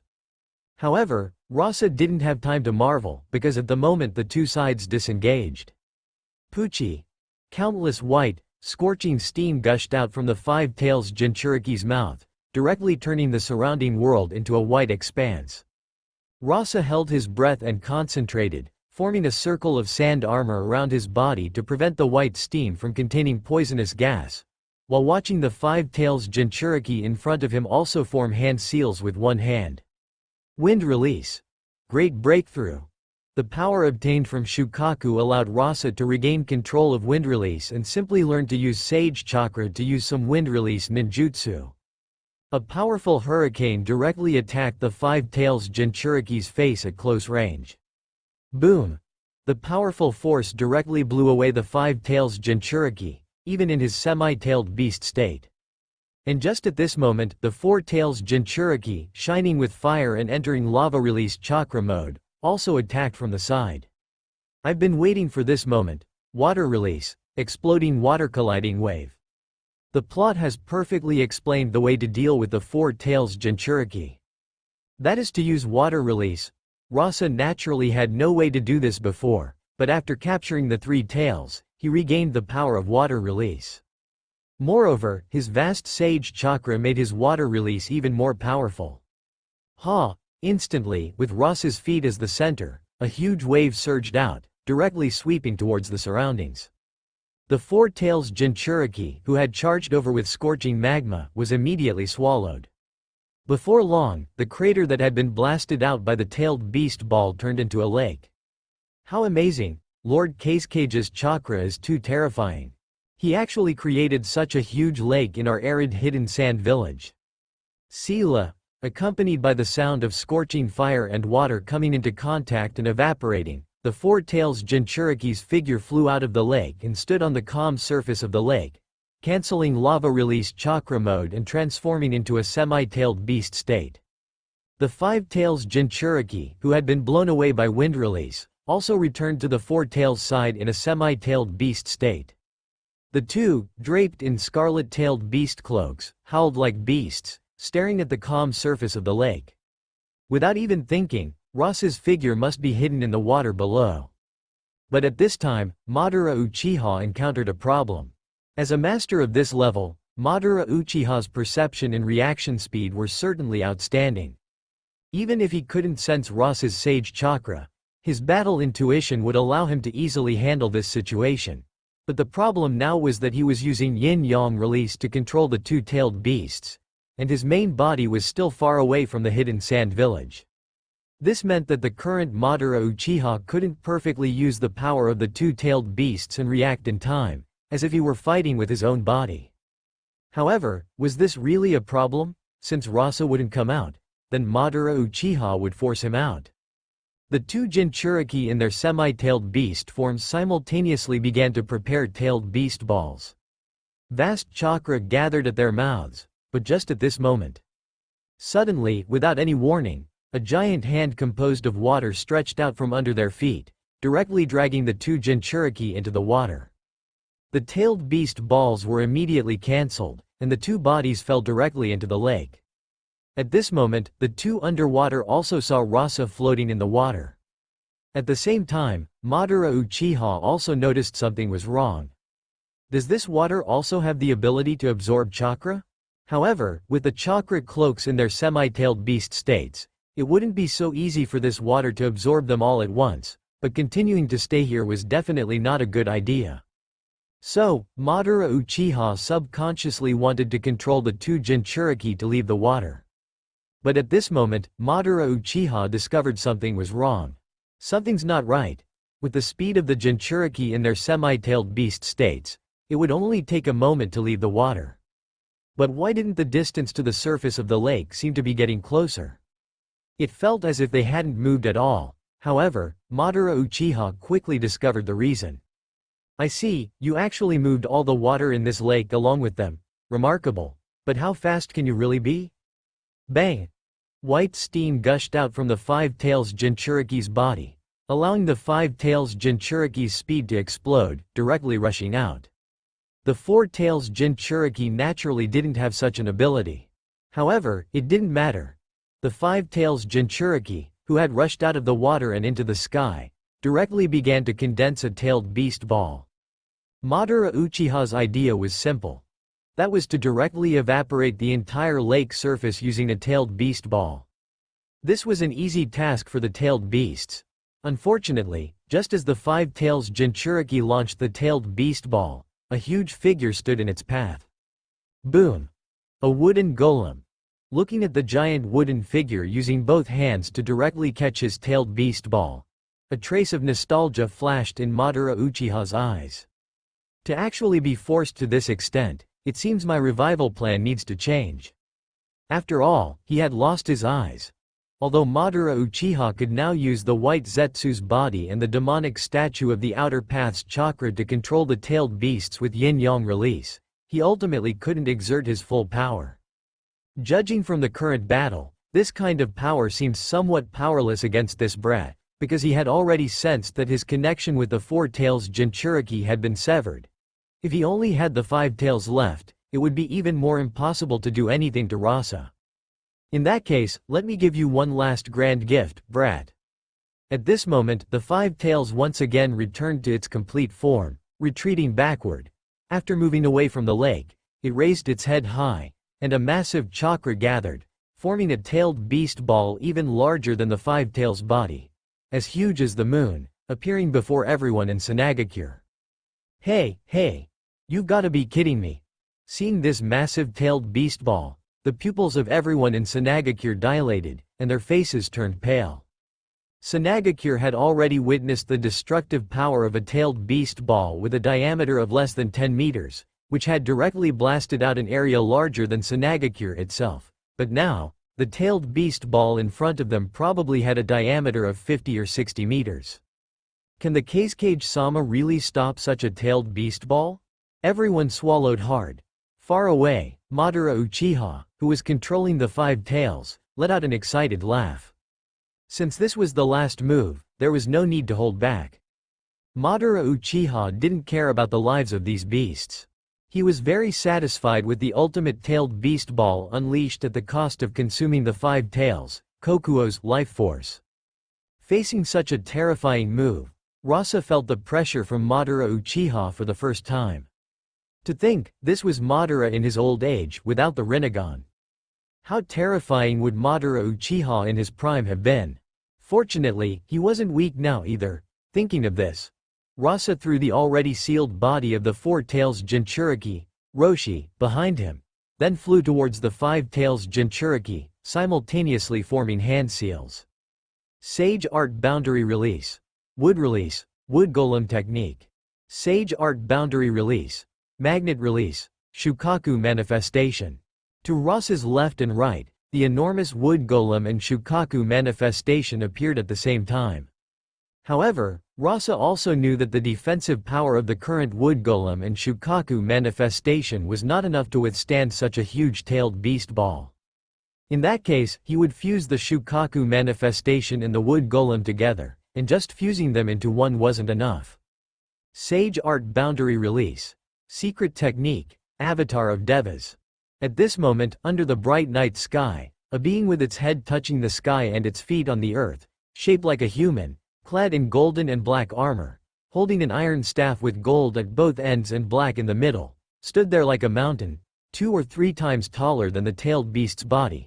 A giant of 200 to 300 meters appeared in everyone's eyes. A god. This was the only impression of everyone in Sanagakure at this moment. This burly giant, like a guardian deity of Sanagakure, stood in front of that huge-tailed beast ball. Truly a good technique, let me see if you can withstand this move. Boom! Time seemed to stop at this moment. The huge-tailed beast ball, like the moon, flew towards the avatar of Devas. Rasa, standing atop the avatar of Devas, slammed the adamantine staff into the ground, blocking the massive-tailed beast ball. At this moment, this adamantine staff, just like its name, transformed into a sea-calming pillar capable of calming the seas. At the same time, Rasa also extended his right hand, and the power of the open black lens bracket karma closed black lens bracket was unleashed without reservation at this moment. Boom! On the desert, Chio and the others, who were rushing over anxiously, only felt a violent rumble in the earth, and then saw a light rising above the sky, illuminating the entire world, and a terrifying shockwave rushing towards them. Be careful! Bunpuku, who had come along, immediately activated Shukaku's power, controlling the sand under his feet to form a giant sphere of sand, enveloping everyone. Boom! The powerful shockwave instantly engulfed everything. On the border between the land of rivers and the land of wind. The location where Sanagakure ninjas and Kumogakure ninjas were facing off. Although the war currently seemed unlikely to break out, neither side had relaxed their vigilance. At night, the ninjas of both sides were still patrolling the border. Just when everyone thought it was going to be another boring night, suddenly the explosive sound in the air attracted everyone's attention. Whether it was the Sanagakure ninjas or the Kumogakure ninjas, they were startled, thinking that the other side had attacked. When everyone came out of their tents, ready to fight, they found that the enemy didn't seem to have attacked. What's going on? Just as everyone was wondering, the light in the sky attracted everyone's attention. What's the situation? Kumogakure didn't react at first, but Mikawa, who rushed out of the tent, saw the light and his pupils shrank. Not only him, but some Sanagakure ninjas also reacted. That seems to be in the direction of the village. Land of Fire, Konoha. Konoha had been relatively peaceful recently. Because the two-tailed beasts of Iwagakure had been captured, the entire ninja world suddenly became completely quiet. Not only had the plan of Iwagakure and Kumogakure to jointly attack Sanagakure failed, but even Konoha began to re-evaluate Sanagakure's strength, not daring to act rashly. This allowed the ninja world, which was originally in a state of war, to strangely gain a period of peace. Minato could also rarely spend time with Kushina in the village. At night, just as Minato was enjoying a warm dinner with Kushina, chatting. Suddenly, the dining table shook. Is it an earthquake? Minato's first reaction was an earthquake, but soon, he realized that something was wrong. Because he found that Kushina's expression suddenly became horrified. What's wrong, Kushina? At this moment, Kushina's face was pale, and she pointed in one direction and said, "In that direction, I sense a very terrifying chakra." Minato didn't doubt Kushina's perception ability at all. Minato immediately walked out of the room, came to the balcony, and looked in the direction Kushina was pointing, and then, his pupils shrank. Because, even though he was so far away, Minato still saw the light in the sky. That is Sanagakure. That night, the entire ninja world saw the light illuminating the horizon and felt the earth rumble. But what exactly happened, no one knew except for the Sand Village. It wasn't until 3 days later that the battle that took place in the sand village that night reached the ears of the leaders of the major ninja villages. Land of Fire, Konoha. Inside the Hokage's office. At this moment, the atmosphere was very somber. As the third Hokage, Hiruzen Sarutobi sat upright in his Hokage seat, smoking his pipe, puffing out clouds of smoke. On either side of him, the Hokage advisors, Kaharu Udatane, Homura Mitokado, and Danzo Shimura, wore grim expressions. Then there were the leaders of Konoha's younger generation, Minato Namikaze and his teacher Jiraiya, as well as Orochimaru and the heads of various clans, including the Uchiha clan, the Hyuga clan, the Akamichi clan, the Nara clan, the Yamanaka clan, the Aburame clan, the Inuzuka clan, and so on. It could be said that all the high-ranking officials of Konoha had come here. Among these people, except for Orochimaru, who showed a hint of interest, everyone else looked solemn. After an unknown amount of time, Hiruzen Sarutobi tapped his pipe, cleared his throat, and slowly said, "Regarding the information about the sand village that happened 3 days ago, you should have all seen it. What are your thoughts?" Everyone present looked at each other. Danzo Shimura was the first to speak, not because he was impatient, but because he couldn't hold back any longer. "It seems that my initial speculation was correct. The Kazekage of the Sand Village possesses the ability to steal the bloodline limits of others." As soon as these words came out, everyone was shocked, and the third Hokage directly frowned and asked, "Are you saying that the wood release displayed by the fourth Kazekage is not a result of deciphering the first Hokage's cells that were stolen from you?" It was no longer a secret that the fourth Kazekage had displayed the power of wood release, belonging to the first Hokage, during the battle with the tailed beasts, especially the wood human technique and the wood dragon technique, which showed the power to control the tailed beasts, all indicating that the Kazekage of the Sand Village had obtained wood release comparable to that of the first Hokage. Yes, regarding this fourth Kazekage, both the Anbu and Root have had intelligence for a long time. Although the other party may have concealed his strength, one thing is certain. This Kazekage was definitely not this strong before he became Kazekage. After this fourth Kazekage became Kazekage, he verifiably took action against the Raimai of Roran and the Morio of the Demon Country. Seeing the puzzled expressions of the crowd, Danzo stated the decisive evidence. "Of course, we know very little about the Raimai of Roran and the Morio of the Demon Country, which is not enough for me to make such a judgment, until I discovered 2 things. First, the sand control technique and magnetic release sealing jutsu possessed by the Kazekage of the Sand Village. Although that was the power obtained by the second Kazekage of the Sand Village after studying Shukaku's chakra, according to our informant's multiple confirmations in the Sand Village, only one person who possesses Shukaku's power has survived in the Sand Village, and that is the fourth Kazekage's wife. The fourth Kazekage did not participate in any of the second Kazekage's research on Shukaku's chakra." Everyone immediately understood Danzo's meaning. As for the second thing, Danzo's expression was very gloomy as he said this. "That is, when the Kazekage stole my arm, I saw with my Sharingan that the fourth Kazekage could actually absorb and suppress the chakra in the first Hokage's cells." Danzo didn't continue, but everyone present understood Danzo's meaning. The power of the first Hokage's cells was known to most of the people present. The high-ranking officials of Konoha had tried countless times to decipher the power of the first Hokage's wood release, but to no avail.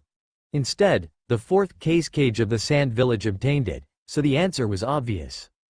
At this moment, Kaharu Utatane, who had been silent on the side, suddenly frowned and asked with great dissatisfaction, "Danzo, why didn't you tell the village about this earlier? Do you have any ulterior motives?" As a comrade of the same generation, a disciple of the second Hokage, an elder of Konoha, and a woman, Kaharu Utatane was not afraid of Danzo at all. "HMPH, Danzo snorted coldly. "I wasn't sure at the time. After all, the Kazekage hadn't shown the power of wood release yet, but it's different now." "Then what do you think we should do now?" Danzo said decisively. "Of course, we should spread this news and then unite with other ninja villages to attack the Sand Village.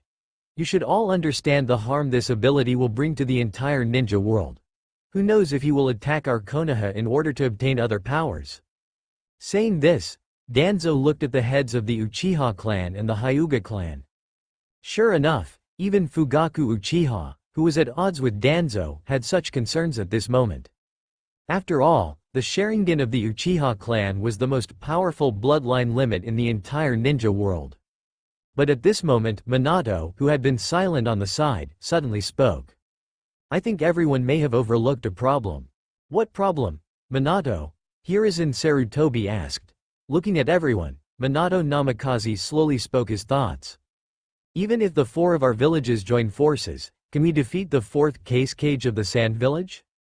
As soon as these words came out, the whole place was in an uproar, and Danzo directly sarcastically said. Minato, this is not a place to talk nonsense. Did the Sand Village scare you silly?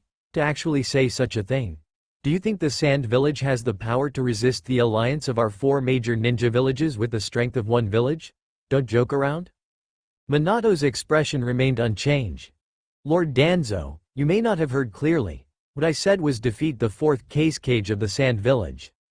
Looking at the puzzled eyes of the crowd, Minato slowly explained. Everyone has read the intelligence. Although I don't want to admit it, this 4th Kazekage of the Sand Village now has the power of Hashirama Senju, the first Hokage who founded our Konoha village, who can subdue 3-tailed beasts with his own strength.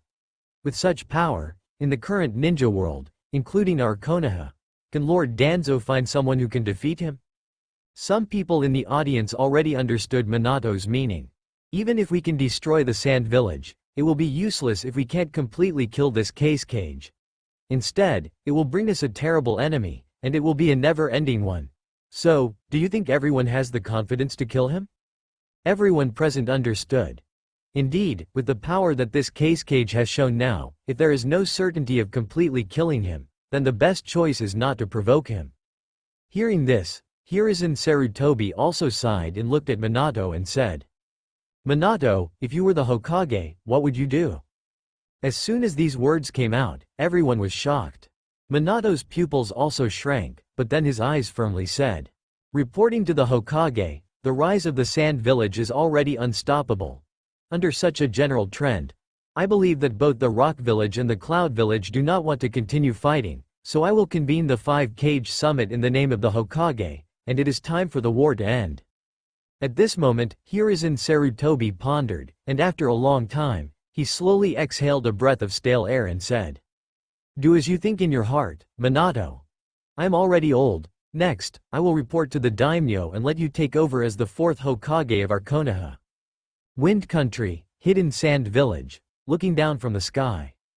The Hidden Sand Village, originally located in a huge canyon surrounded by mountains and desert, now stands alone on a vast plain. If it weren't for the 2 cliffs, only a dozen meters thick, on either side of the Hidden Sand Village, one couldn't tell what the terrain around the Hidden Sand Village used to look like. It has to be said that the destructive power of that tailed beast ball was too strong.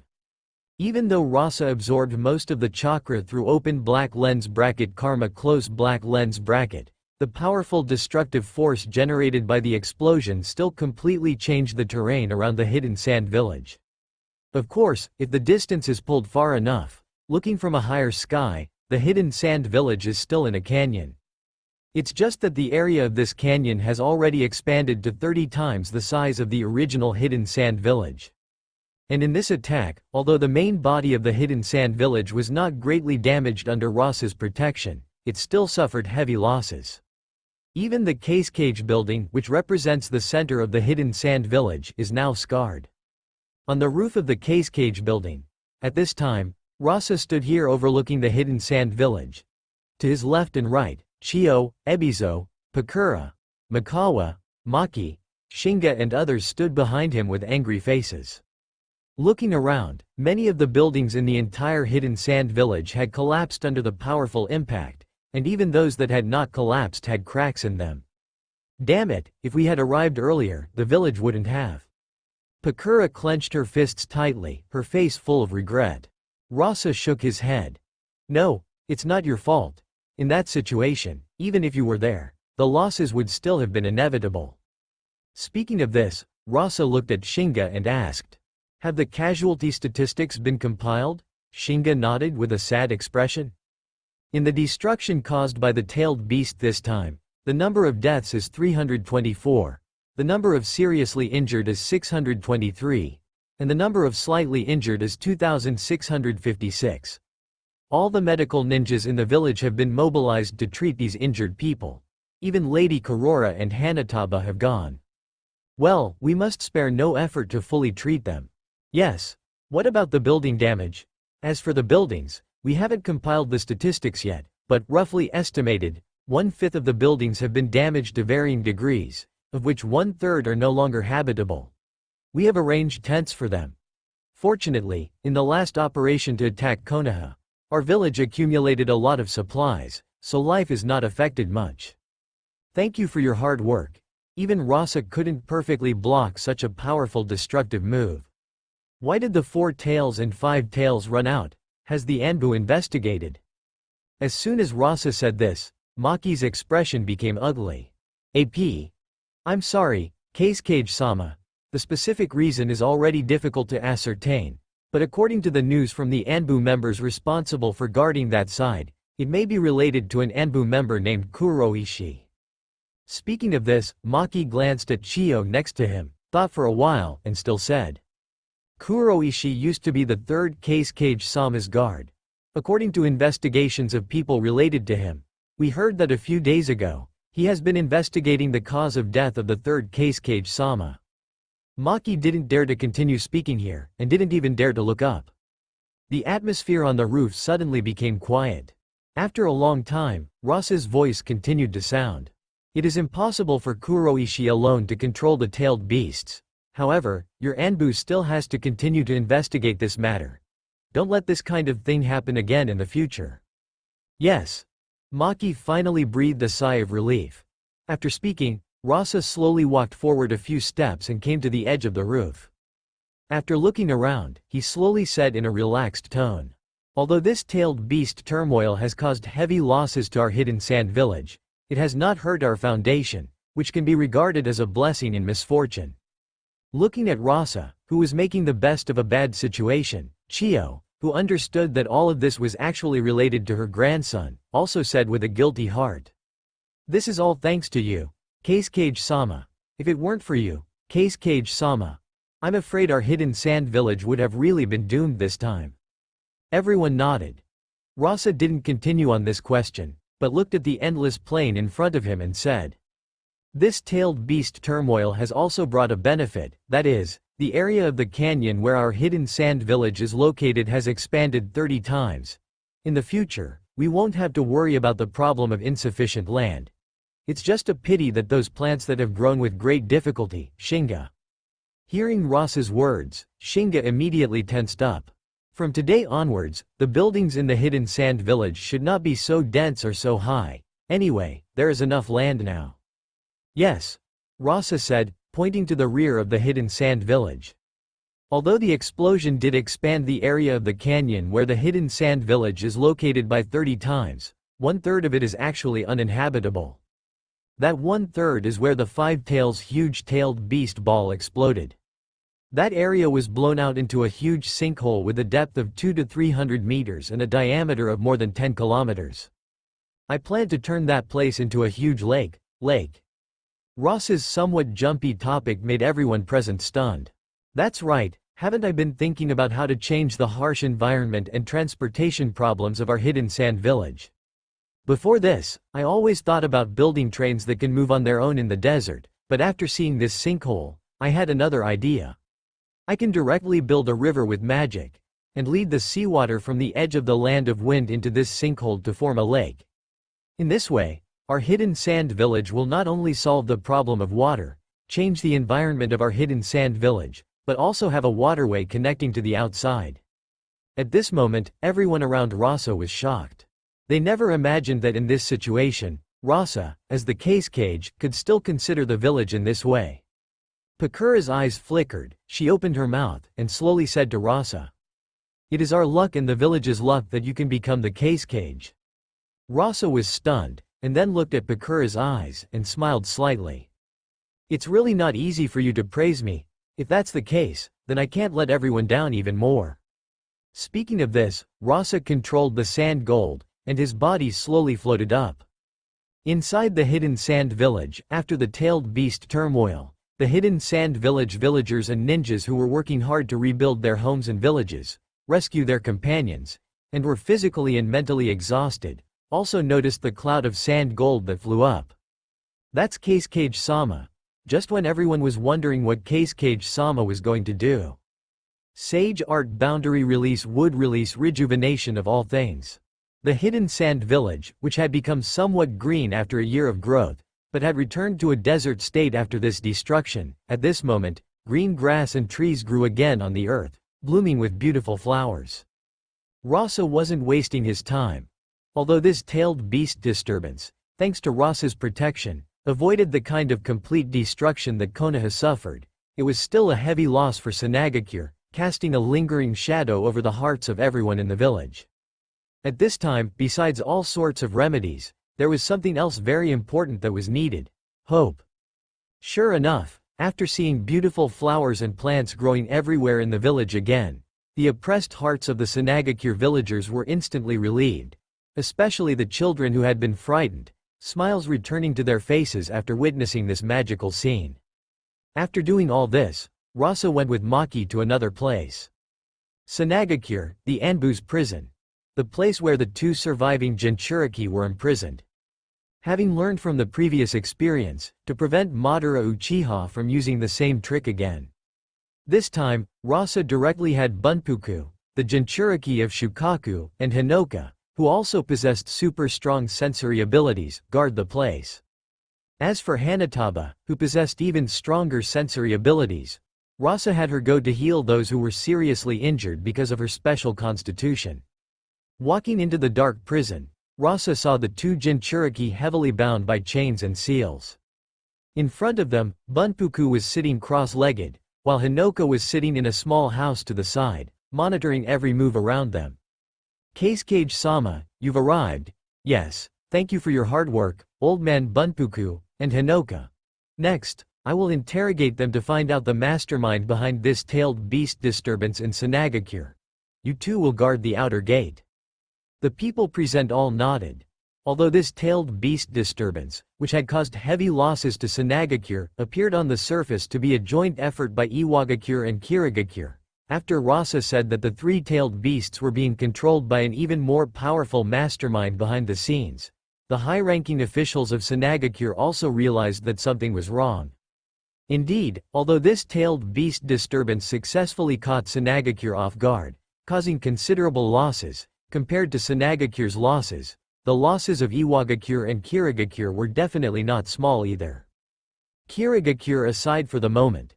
Just considering Iwagakure, with Onoki's personality, using two-tailed beasts as the price to harm the enemy by 1,000 while damaging himself by 800 was definitely not in line with Onoki's usual style. In addition, there was Rasa's statement about controlling three-tailed beasts with one's own power. No one in the current ninja world could accomplish such a feat. However, this did not mean that Sunagakure would let the matter rest.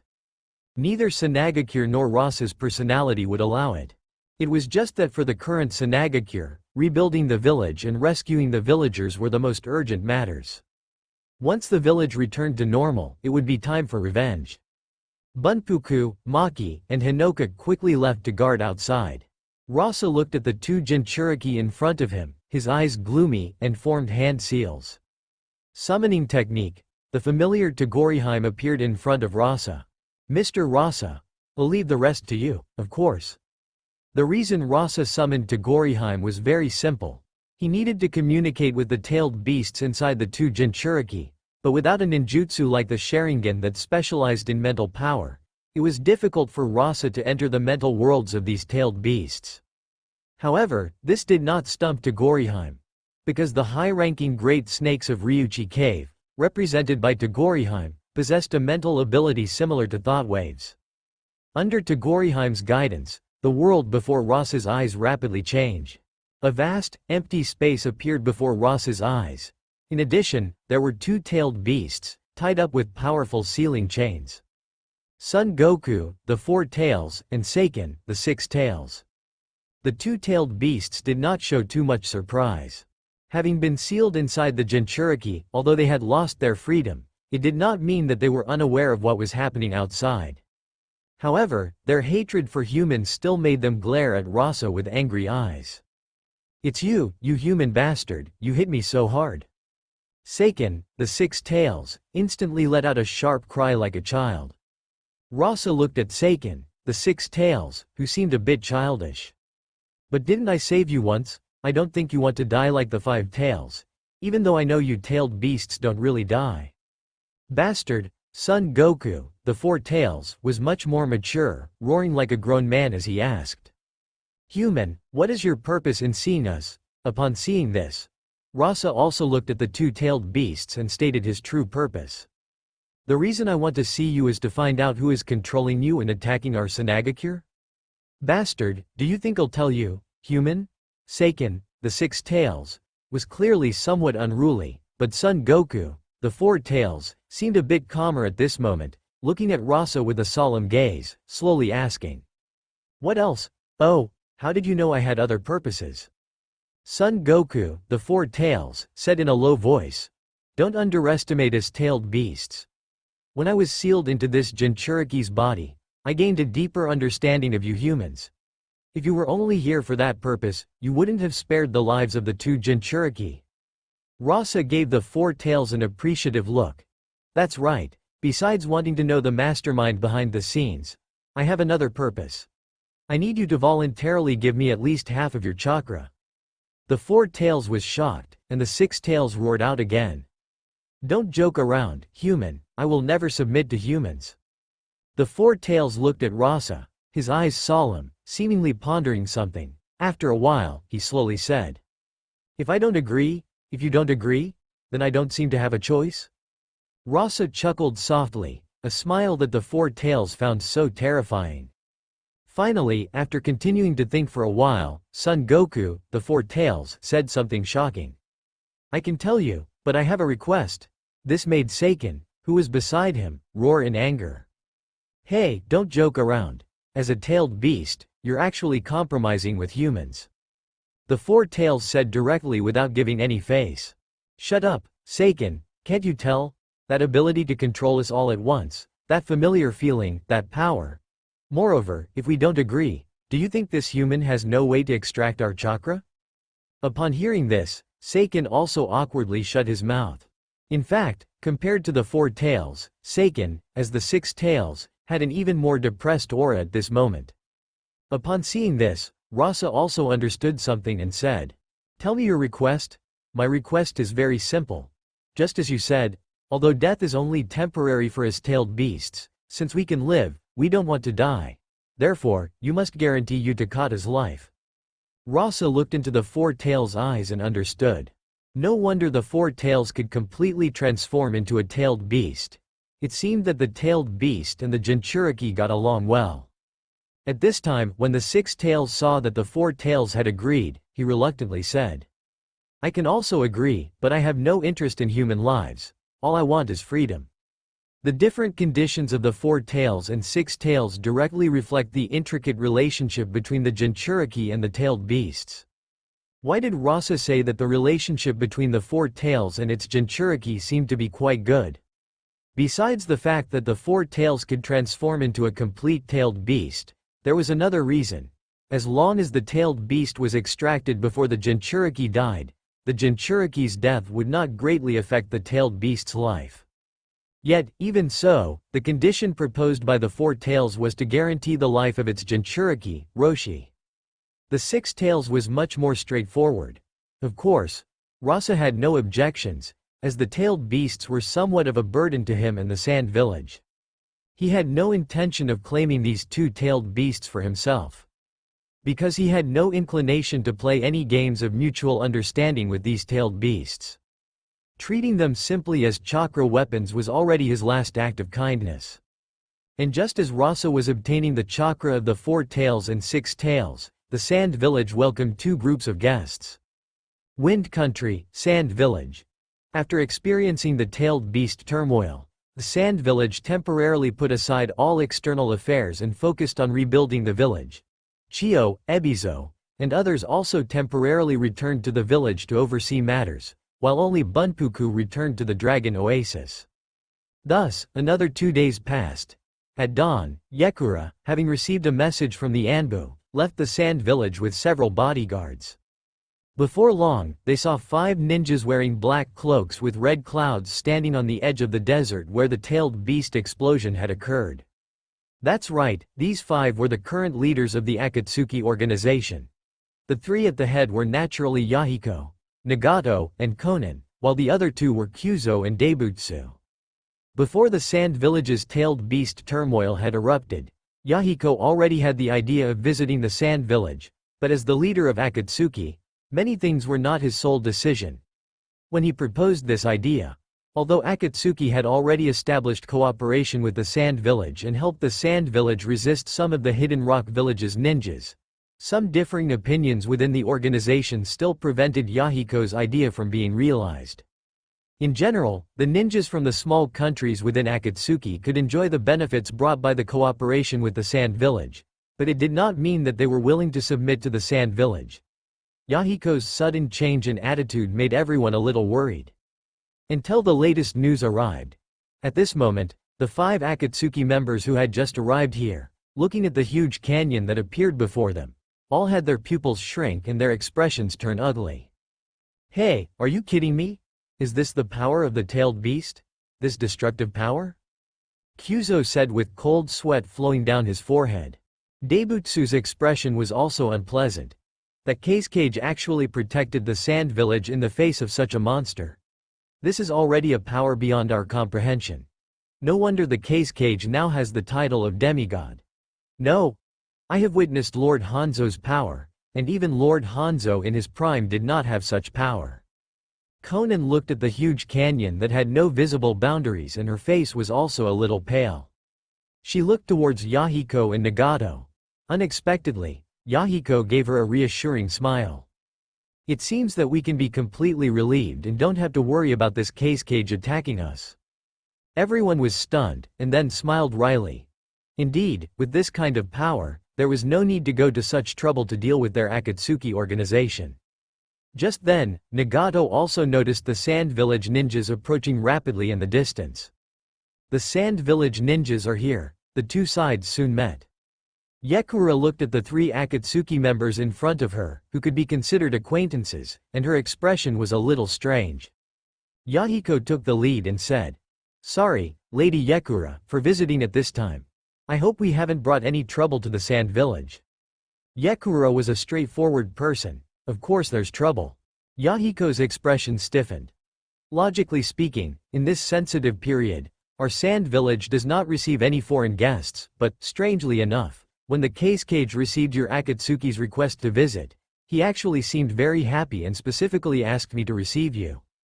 Really? That's really great. Yahiko really seemed a little happy this time, but the other 4 looked at each other with strange expressions. No need to be too grateful, you are not the only guests today. Ah, Yahiko was immediately taken aback, but Konan asked curiously. Are there other people visiting the sand village today? Yes, it's the priestess from the land of demons. You came at a good time, all on the same day. I see. The Akatsuki members also understood that everyone knew about the relationship between the land of demons and the sand village. Alright, follow me. Under Yekura's leadership, the Akatsuki members walked towards the sand village. As they got closer, the 5 Akatsuki members also noticed that the ground under their feet began to turn pitch black. Seeing this, Yekura explained. This used to be Golden Desert, but the sand here was melted by the tailed beast ball. After cooling, it formed obsidian-like rock, so it turned black here.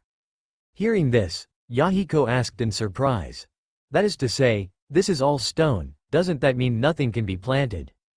Yekura looked at Yahiko as if he were an idiot. Nothing can be planted in the desert in the first place. Yahiko, who had come to the sand village for the first time, said in surprise. So the environment of the sand village is so harsh? Seeing this, Yekura's tone softened slightly. It's not necessarily a bad thing, at least after the land here turned from desert to this kind of rock. It blocked the wind and sand from the surrounding desert. Besides that, we also obtained a lot of stone for building houses. Finally, isn't it impossible to plant anything in these rocks? The Akatsuki members looked puzzled, but soon their doubts were resolved.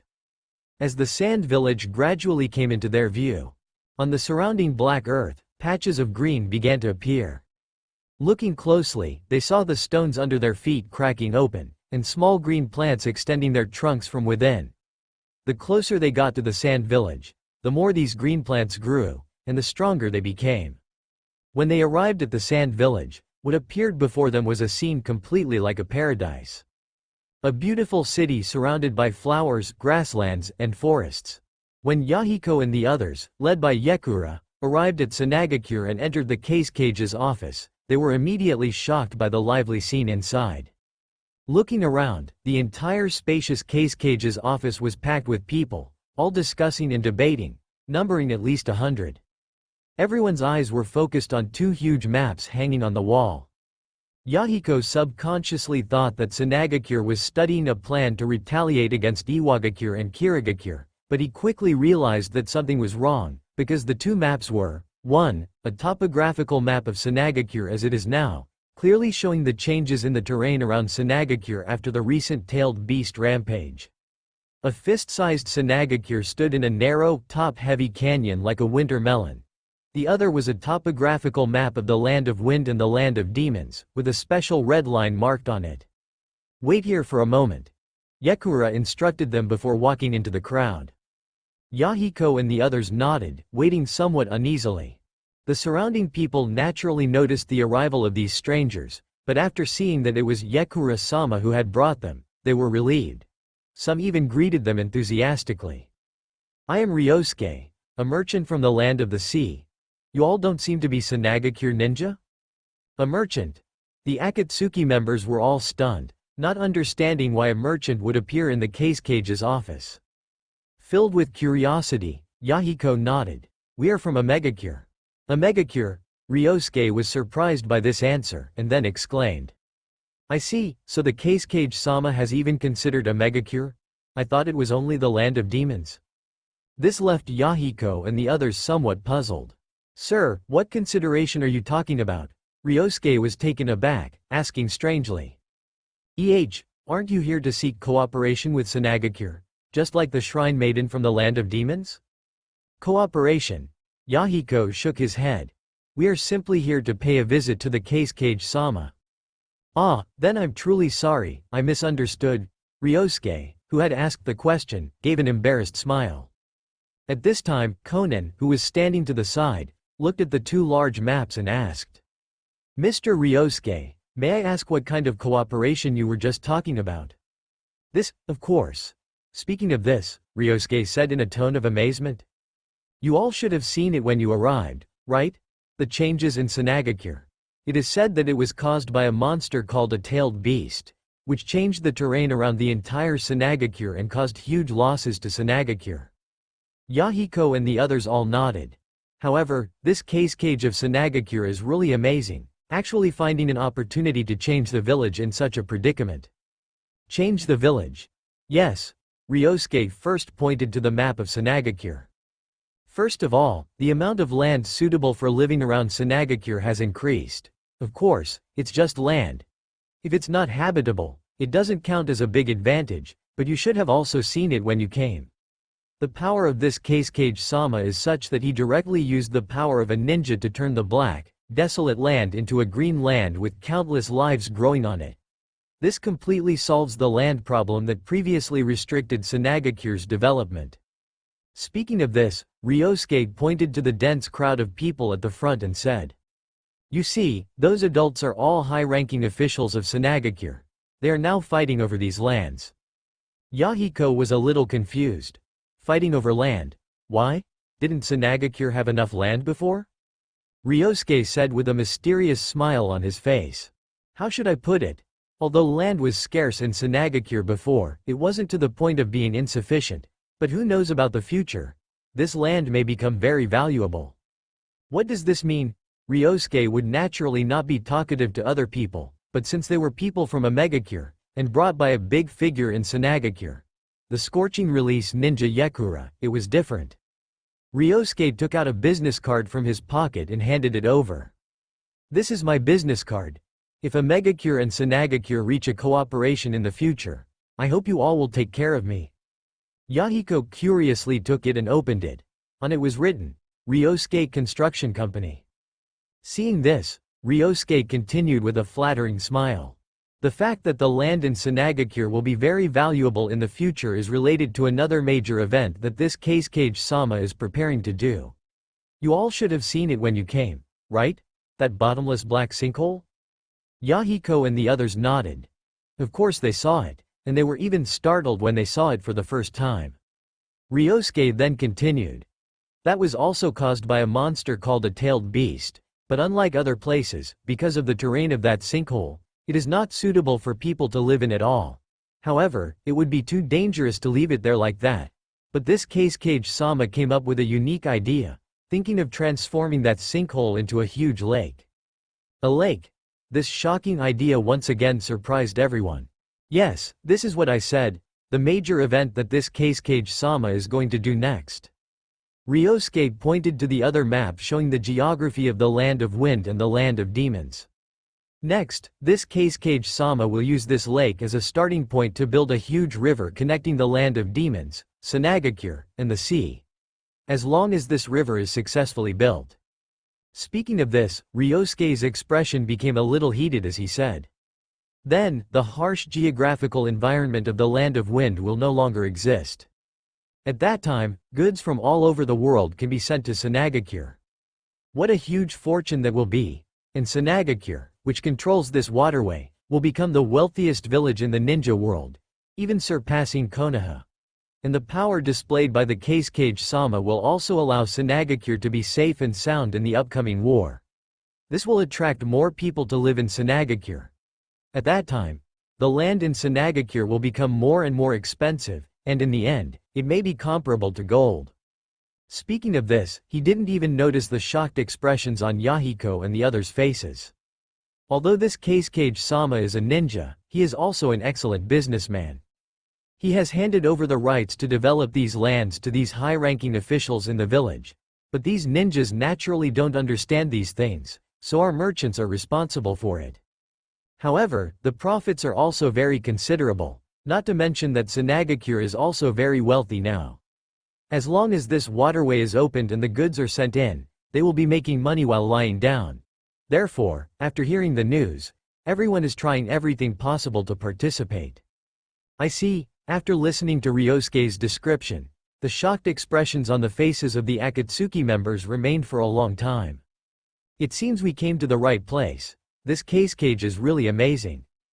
And Ryosuke's next words made the hearts of the 5 Akatsuki members tremble. Who says otherwise? What's the point of those ninja villages outside fighting? After fighting for so many years, the war has never stopped. People are dying every day, making the outside world a mess. And I haven't seen anyone destroy anyone. It's not like this Kazekage-sama. He truly understands what the purpose of war is. What are you guys talking about? Yi Kang emerged from the crowd and immediately noticed Yahiko and the others, who seemed lost in thought. Yahiko snapped out of it and thanked Ryosuke beside him. This made Ryosuke wave his hands in pleasant surprise, while Yi Kang was somewhat puzzled. However, she didn't have the mind or time to care about these trivial matters and said directly. Come with me, the Kazekage is waiting for you, soon. Yahiko followed Yi Kang through the crowd and arrived at a small house. As soon as the 5 entered, they saw a relatively small reception room.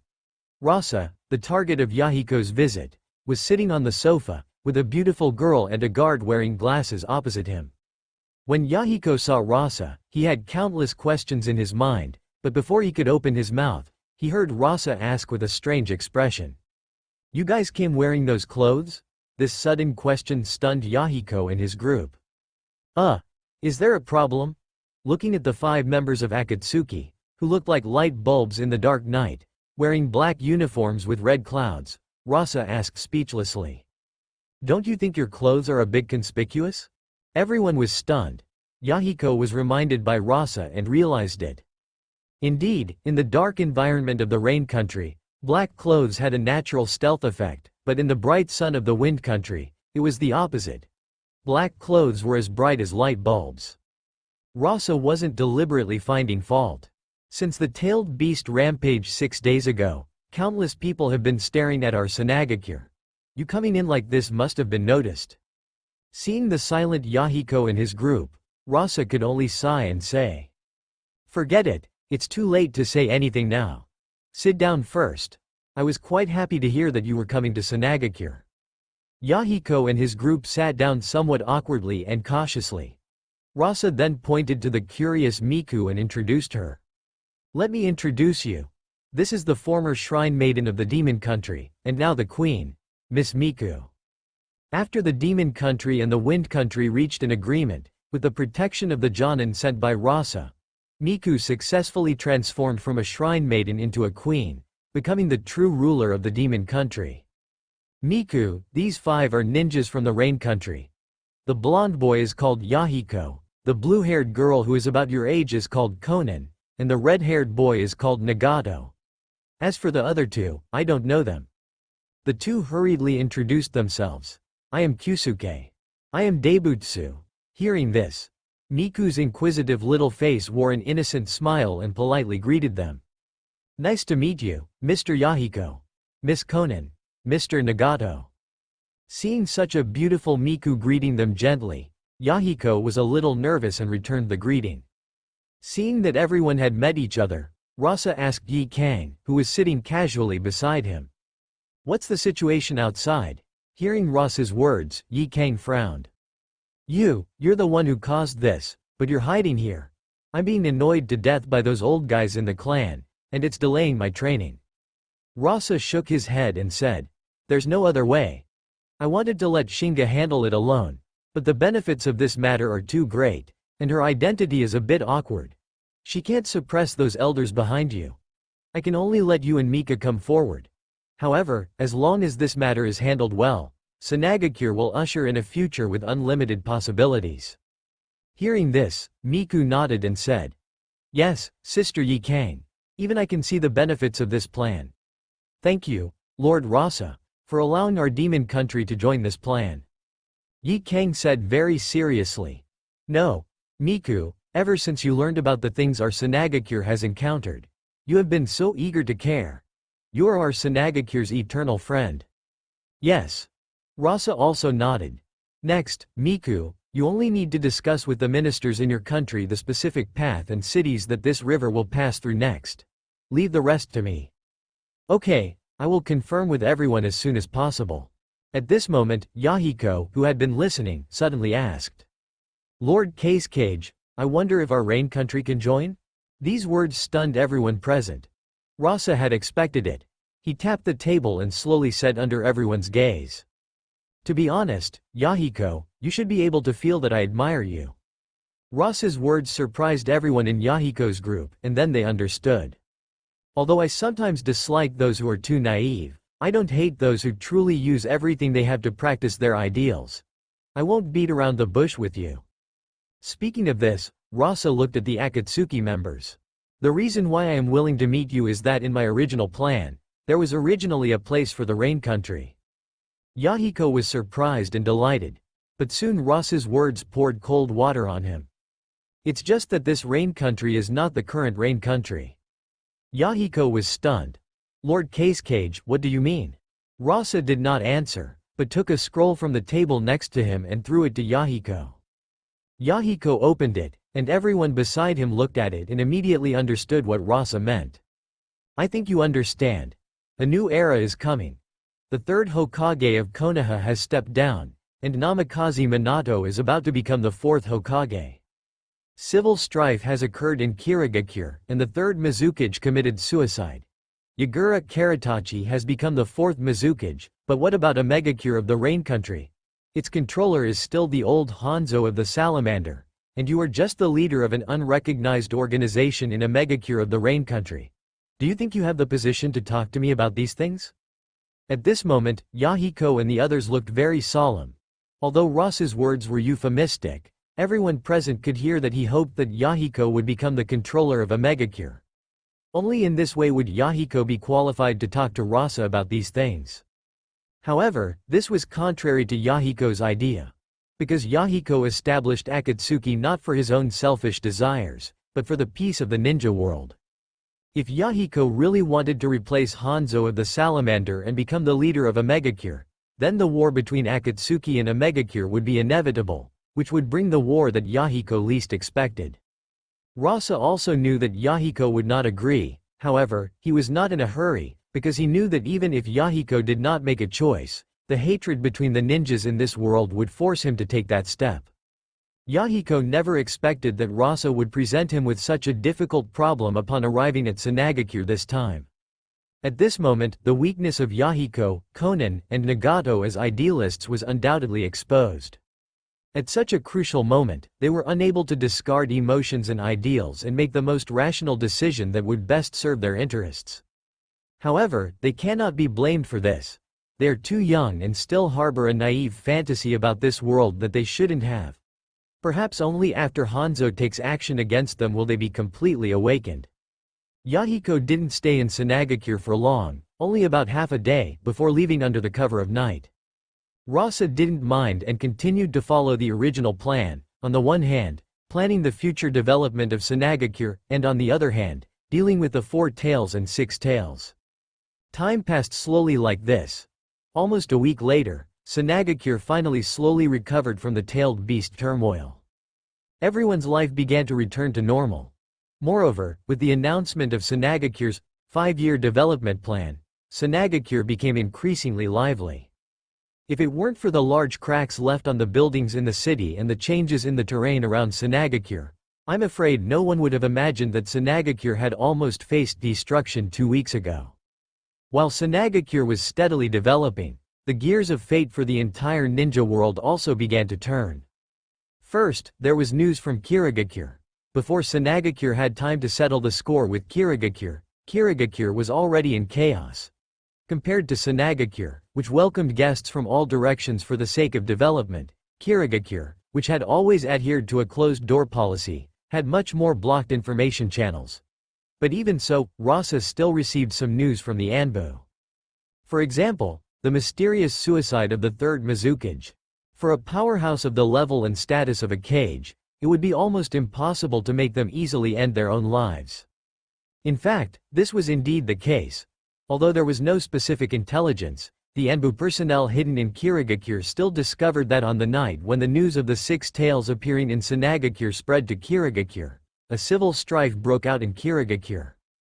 The leader was the Hazuka clan. On the 3rd day of that civil strife, the 3rd Mizukage chose to commit suicide. A ninja named Hazuka Yagura became the 4th Mizukage.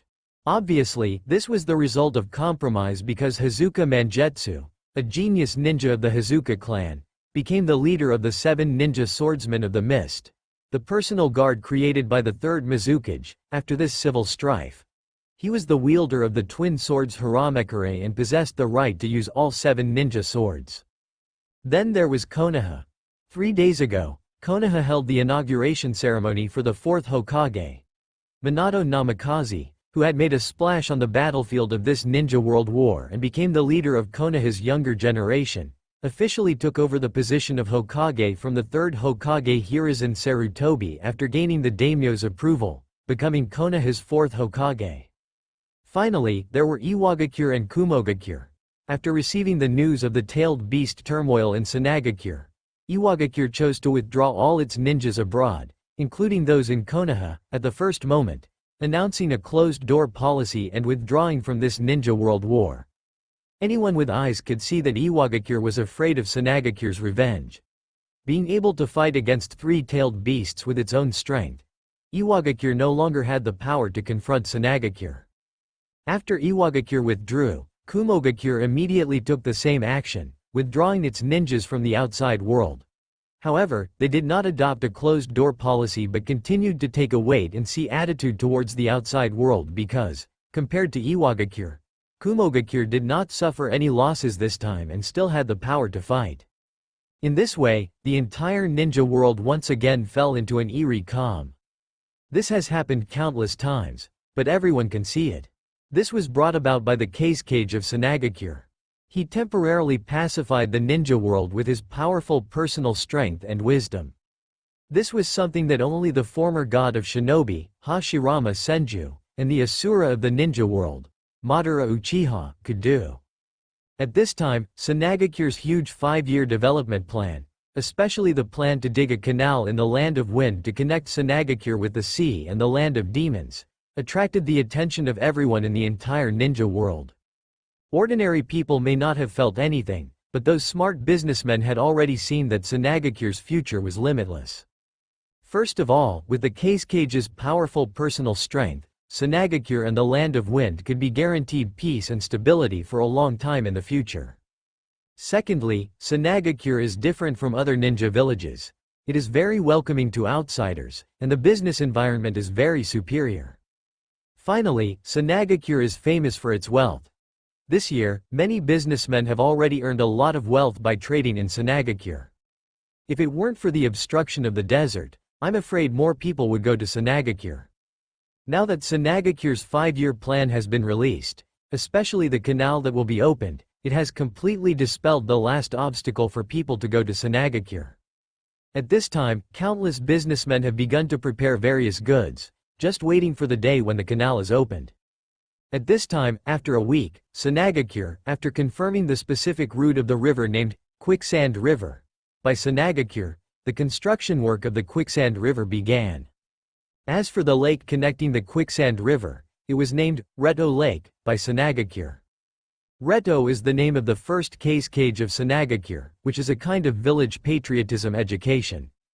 Since it is a major project concerning the future of Sanagakure, Sanagakure will naturally not take it lightly, and the necessary rituals are still there. In Sanagakure, the edge of the sinkhole that has been built with a circle of guardrails has already been crowded with people as soon as dawn breaks. There are not only the villagers of Sanagakure but also countless businessmen who came to Sanagakure in the past week after receiving the news. Everyone is looking forward to the coming miracle. Because Sanagakure has already sent out a message that they will complete this Quicksand River in a month.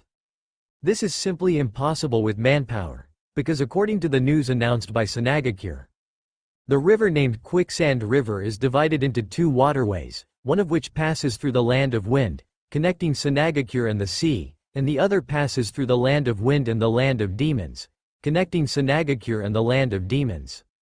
Among them, the first to be built is the first one. Because of the geographical environment of the Land of Wind, there are no towns or mountains obstructing the road on this waterway, so there will be no troublesome relocation problems. The distance is the shortest, but even so, this waterway is still more than 1,300 kilometers long. Therefore, this time Sanagakure will use the power of ninjas, and even the Kazekage will personally take action. Regarding the power of this Kazekage of Sanagakure, who is called a demigod by the entire ninja world, and even some have called him a god, not everyone has seen it, and even those who have seen it don't mind witnessing it again. In this way, in everyone's expectations, Sanagakure finally began to act. Sage Art Boundary Release. Wood Release. Rejuvenating Bloom. Earth Release. Artificial Transformation. Earth Release. Art of Transmutation. This is a very interesting technique among Earth Release techniques. Theoretically, this is a summoning technique. After using it, the caster can summon a large amount of rocks and earth. If there is a well-designed map, these summoned rocks and earth will change according to the designed map. After deciding to use the power of ninjas to carry out the excavation of the Quicksand River, Rasa decided to use this ninjutsu. The main reason is that most of the wind country area that the Quicksand River will pass through next is a vast desert. Such terrain has no rocks and earth at all, only fine sand. It is impossible to excavate a waterway. Even if it is dug out, it will soon be covered by quicksand again, and the seawater will be absorbed by the surrounding desert and become saline alkali land. However, the art of transmutation is different. It is equivalent to directly piling up stones to build an artificial river in the desert. Of course, if Rasa used his own power and the ability of item transformation, he could directly turn the desert into stones and earth. But on the one hand, Rasa didn't have that time, and on the other hand, it was also to create income for the ninjas in the village. This time, a total of more than 900 ninjas participated in the construction of the Quicksand River. The reason why there were so few was mainly because that was all the ninjas in Sanagakure who could use Earth Release. Rasa divided them into 3 teams to carry out the excavation work of the Quicksand River in 3 shifts. Of course, Rasa didn't do nothing.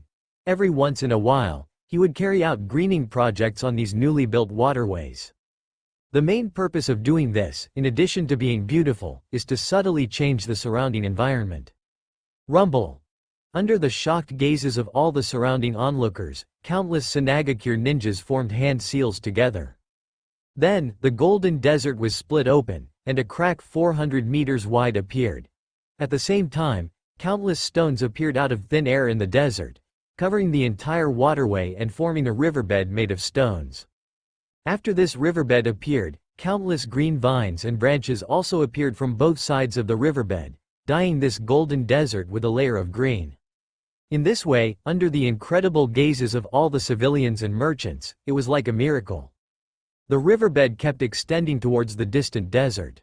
At this moment, not only the Sanagakure villagers who had witnessed the great power were excited, but also the merchants who had come from afar. They finally believed that Sanagakure was not joking. At this terrifying speed, this river would definitely be successfully built in a month. Now, what they had to do is to go back immediately and prepare to welcome this once-in-a-lifetime opportunity to make a lot of money. The joyful clamor resounded throughout Sanagakure. Fire Country, Konoha. With the end of the 4th Hokage's inauguration ceremony, Konoha village also fell into a brief period of joy. However, joy was for others. After becoming Hokage, Namikaze Minato immediately felt the great sense of responsibility and burden that this position brought. In order to familiarize himself with the work of the Hokage, he had not been home for 3 days. Various tasks were pressing on his head, requiring him to handle them, making him feel overwhelmed. He felt that he had never been so tired even when he fought against the Iwagakure ninjas, taking on 100 enemies by himself. Fortunately, there was also a piece of good news. That was that after he became Hokage, Kushina's confinement order was lifted. Just as Minato was buried in documents more than a meter high, there was a knock on the door outside, followed by Jiraiya's unreliable voice. "How is it, Minato? This position is not easy to sit in, right?" Looking at his teacher who walked in happily, Minato rarely showed a troubled expression. "Yes, teacher, I feel like my head is about to explode." After speaking, he greeted the 3 little ones who came in with Jiraiya gently. "I'm really sorry, Kakashi, Obito, Rin, your teacher has been too busy these past few days." Rin, a girl with a forehead protector on her forehead and paint on her face, immediately shook her head and said excitedly, No, we are more than happy that you became Hokage, teacher." As she said that, she took out a small gift box from behind her. "This is a gift we prepared for you, teacher, thank you." Kakashi on the side still had that arrogant look, but Obito asked anxiously, "Teacher, now that you have become Hokage, will we not have time to teach us?" "Of course not." Minato smiled gently. "After the teacher finishes dealing with the affairs of the village, there will be time to teach you." Jiraiya also echoed, "That's right, you little devils, don't worry. Minato will only be busy for a while. Look at the old man. Although he is also a Hokage, doesn't he have nothing to do every day and just watch women bathe?" This made everyone present look embarrassed. Fortunately, Minato changed the subject in time. "Okay, you guys go and rest first. Your teacher and Jiraiya-sensei still have something to talk about." "Okay, goodbye, teacher." After sending away these 3 little devils, Minato also breathed a sigh of relief, but looking at the scrolls of documents, his brows furrowed again.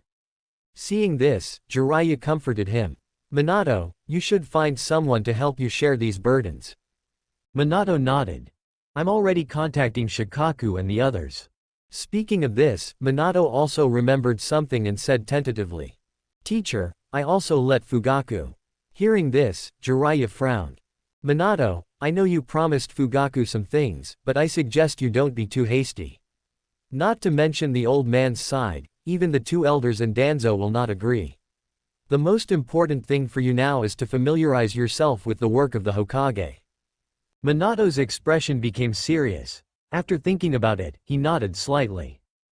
Seeing this, Jiraiya breathed a sigh of relief and said, "How is it? Next, you will have to prepare for the 5-Cage Summit. However, this matter is not easy. With the current situation in the ninja world, it is not easy to get the cage of each village to sit together, especially that Kazekage." Hearing this, Minato's eyes lit up and he said, "No matter how difficult it is, we have to do it, right, teacher? And perhaps this Kazekage is the easiest to persuade." This surprised Jiraiya. "Why, teacher, you should have seen the recent intelligence, right?" "Yes." Jiraiya sighed. "This Kazekage is really amazing. It feels like he is different from the previous cage." "Yes, I also have that feeling. This Rasa-sensei not only stands at the peak of the entire ninja world in terms of strength, but also surpasses all the cage in terms of the development of the village. Even I am afraid that I will have to learn from him. However, that is also true. I can feel that this Kazekage probably doesn't like war that much." "Is that so? However, even so, this Kazekage is probably not going to let Iwagakure and Kirigakure go easily. That old guy Onoki will not compromise easily either." Hearing this, Minato's eyes became serious, and he slowly said to Jiraiya, "Teacher, don't you feel that something is wrong with this Sunagakure's tailed beast disturbance? It doesn't seem as simple as what we saw." Jiraiya certainly knew that the tailed beast rampage in Sunagakure was strange in every way. Not to mention how Kirigakure and Iwagakure, which had never been on good terms, had come together, just using 3 tailed beasts as a price. Even if it really destroyed Sunagakure, the price was too high. You should know that, according to the information, this tailed beast rampage directly led to the deaths of the 5 tails and 6 tails, and the 4 tails' life or death is unknown. This means that after this incident, even if their plan succeeds, Iwagakure will lose the 4 tails and 5 tails, and Kirigakure will lose the 6 tails. The mysterious Kirigakure side will not be mentioned for the time being, but based on Jiraiya's understanding of Onoki, that old man would never do such a losing business. "Do you have any ideas?" Jiraiya asked with a solemn expression. Minato shook his head. "Not yet, everything will have to wait until Ao and the others return from Iwagakure." "Yeah." Jiraiya nodded, and then sighed. "I wonder when this world will usher in true peace." Sunagakure, Dragon Oasis. Fortunately, Rasa had prepared early and placed the Dragon Oasis more than 50 kilometers away from Sunagakure. As a result, this tailed beast rampage did not have any impact on this place. Only some forests along the underground river that stretched to Sunagakure were destroyed. However, it is not a big problem. With the natural energy contained in the Dragon Oasis today, I believe it will recover soon. When Rasa came here again after 2 weeks, the area of the Dragon Oasis had expanded once again. The diameter is already close to 5 kilometers. Even in the entire Land of Wind, it can be regarded as one of the top-ranked oases. However, this time Rasa did not come alone, but brought the Jinchuriki of the 4 tails and 6 tails. Of course, they were in a sealed, comatose state. Kazekage-sama. As the one-tailed Jinchuriki guarding this place, Old Man Bunpuku also came out to greet him. "Well, Old Man Bunpuku, has anything happened here recently?" Because Chiyo and Ebizo and others had returned to the village, and Rasa had also been stationed in the village during this period. Rasa hadn't been here for a long time. Old Man Bunpuku put his hands together and said, "Don't worry, Kazekage-sama, I have been guarding here, using Shukaku's power to monitor the entire forest. Currently, no abnormalities have been found. But on the village's side, is everyone alright?" "Yes, everyone has recovered. Although there are still losses, it can be considered a blessing in disguise." "Yeah." Bunpuku also sighed. "This is why people are so afraid of the tailed beasts. As a Jinchuriki, he deeply understands this fear of humans towards them." Thinking of this, Bunpuku also saw the 4 tails and 6 tails Jinchuriki who were in a coma beside Rasa, and asked curiously, "Kazekage-sama, are you bringing them here to imprison the Jinchuriki here?" "No." Rasa's answer surprised Bunpuku a little. "I am here to fulfill the promised conditions and give the 6 tails freedom. As for the 4 tails, he doesn't trust humans, so he wants to come over and take a look." Bunpuku was shocked. He thought he had heard wrong, but Rasa had already moved.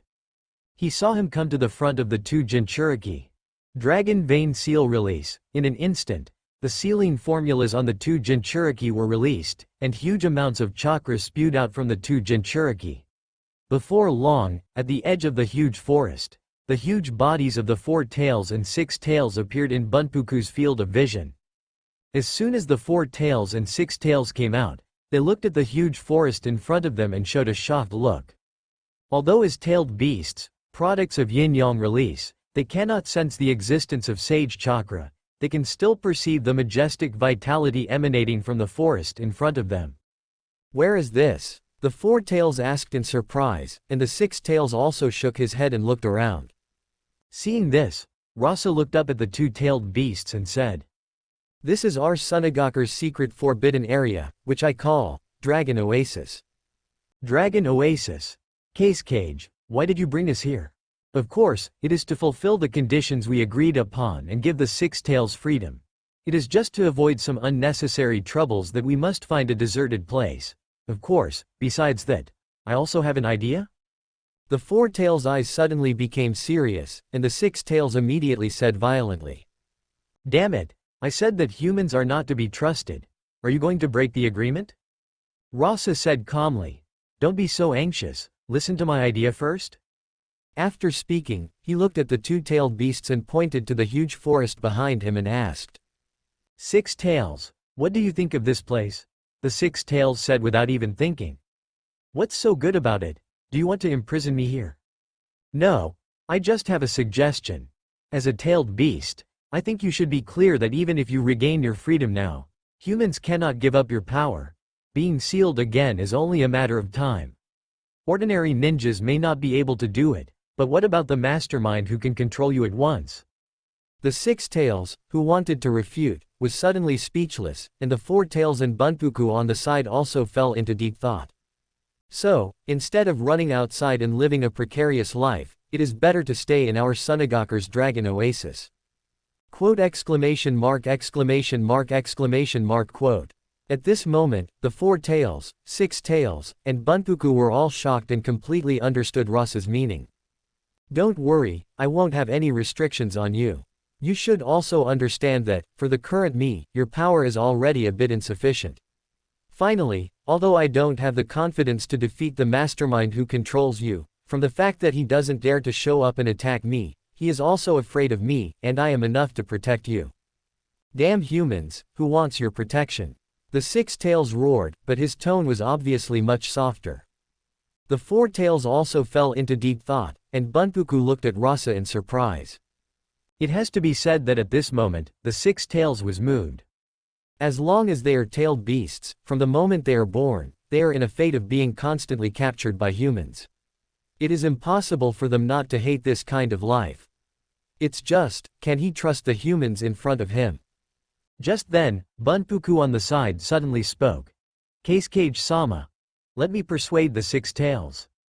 Rasa was stunned, not understanding why Bunpuku suddenly took the initiative to speak, but he soon understood. "However, I need Kazekage-sama's permission, because Shukaku wants to come out." Of course, Rasa had no reason to disagree. As the tailed beast chakra in Bunpuku's body erupted, the huge body of the 1-tailed Shukaku also appeared. In an instant, on the desert at the edge of the entire forest, 3 huge creatures stood there, covering the sky and the sun. For more thrilling fanfiction stories like this, check out my channel Fanfic Audiobook. Dive into epic adventures, mysterious realms, and legendary journeys brought to life through immersive storytelling. Don't forget to like, share, and subscribe for more amazing audiobooks.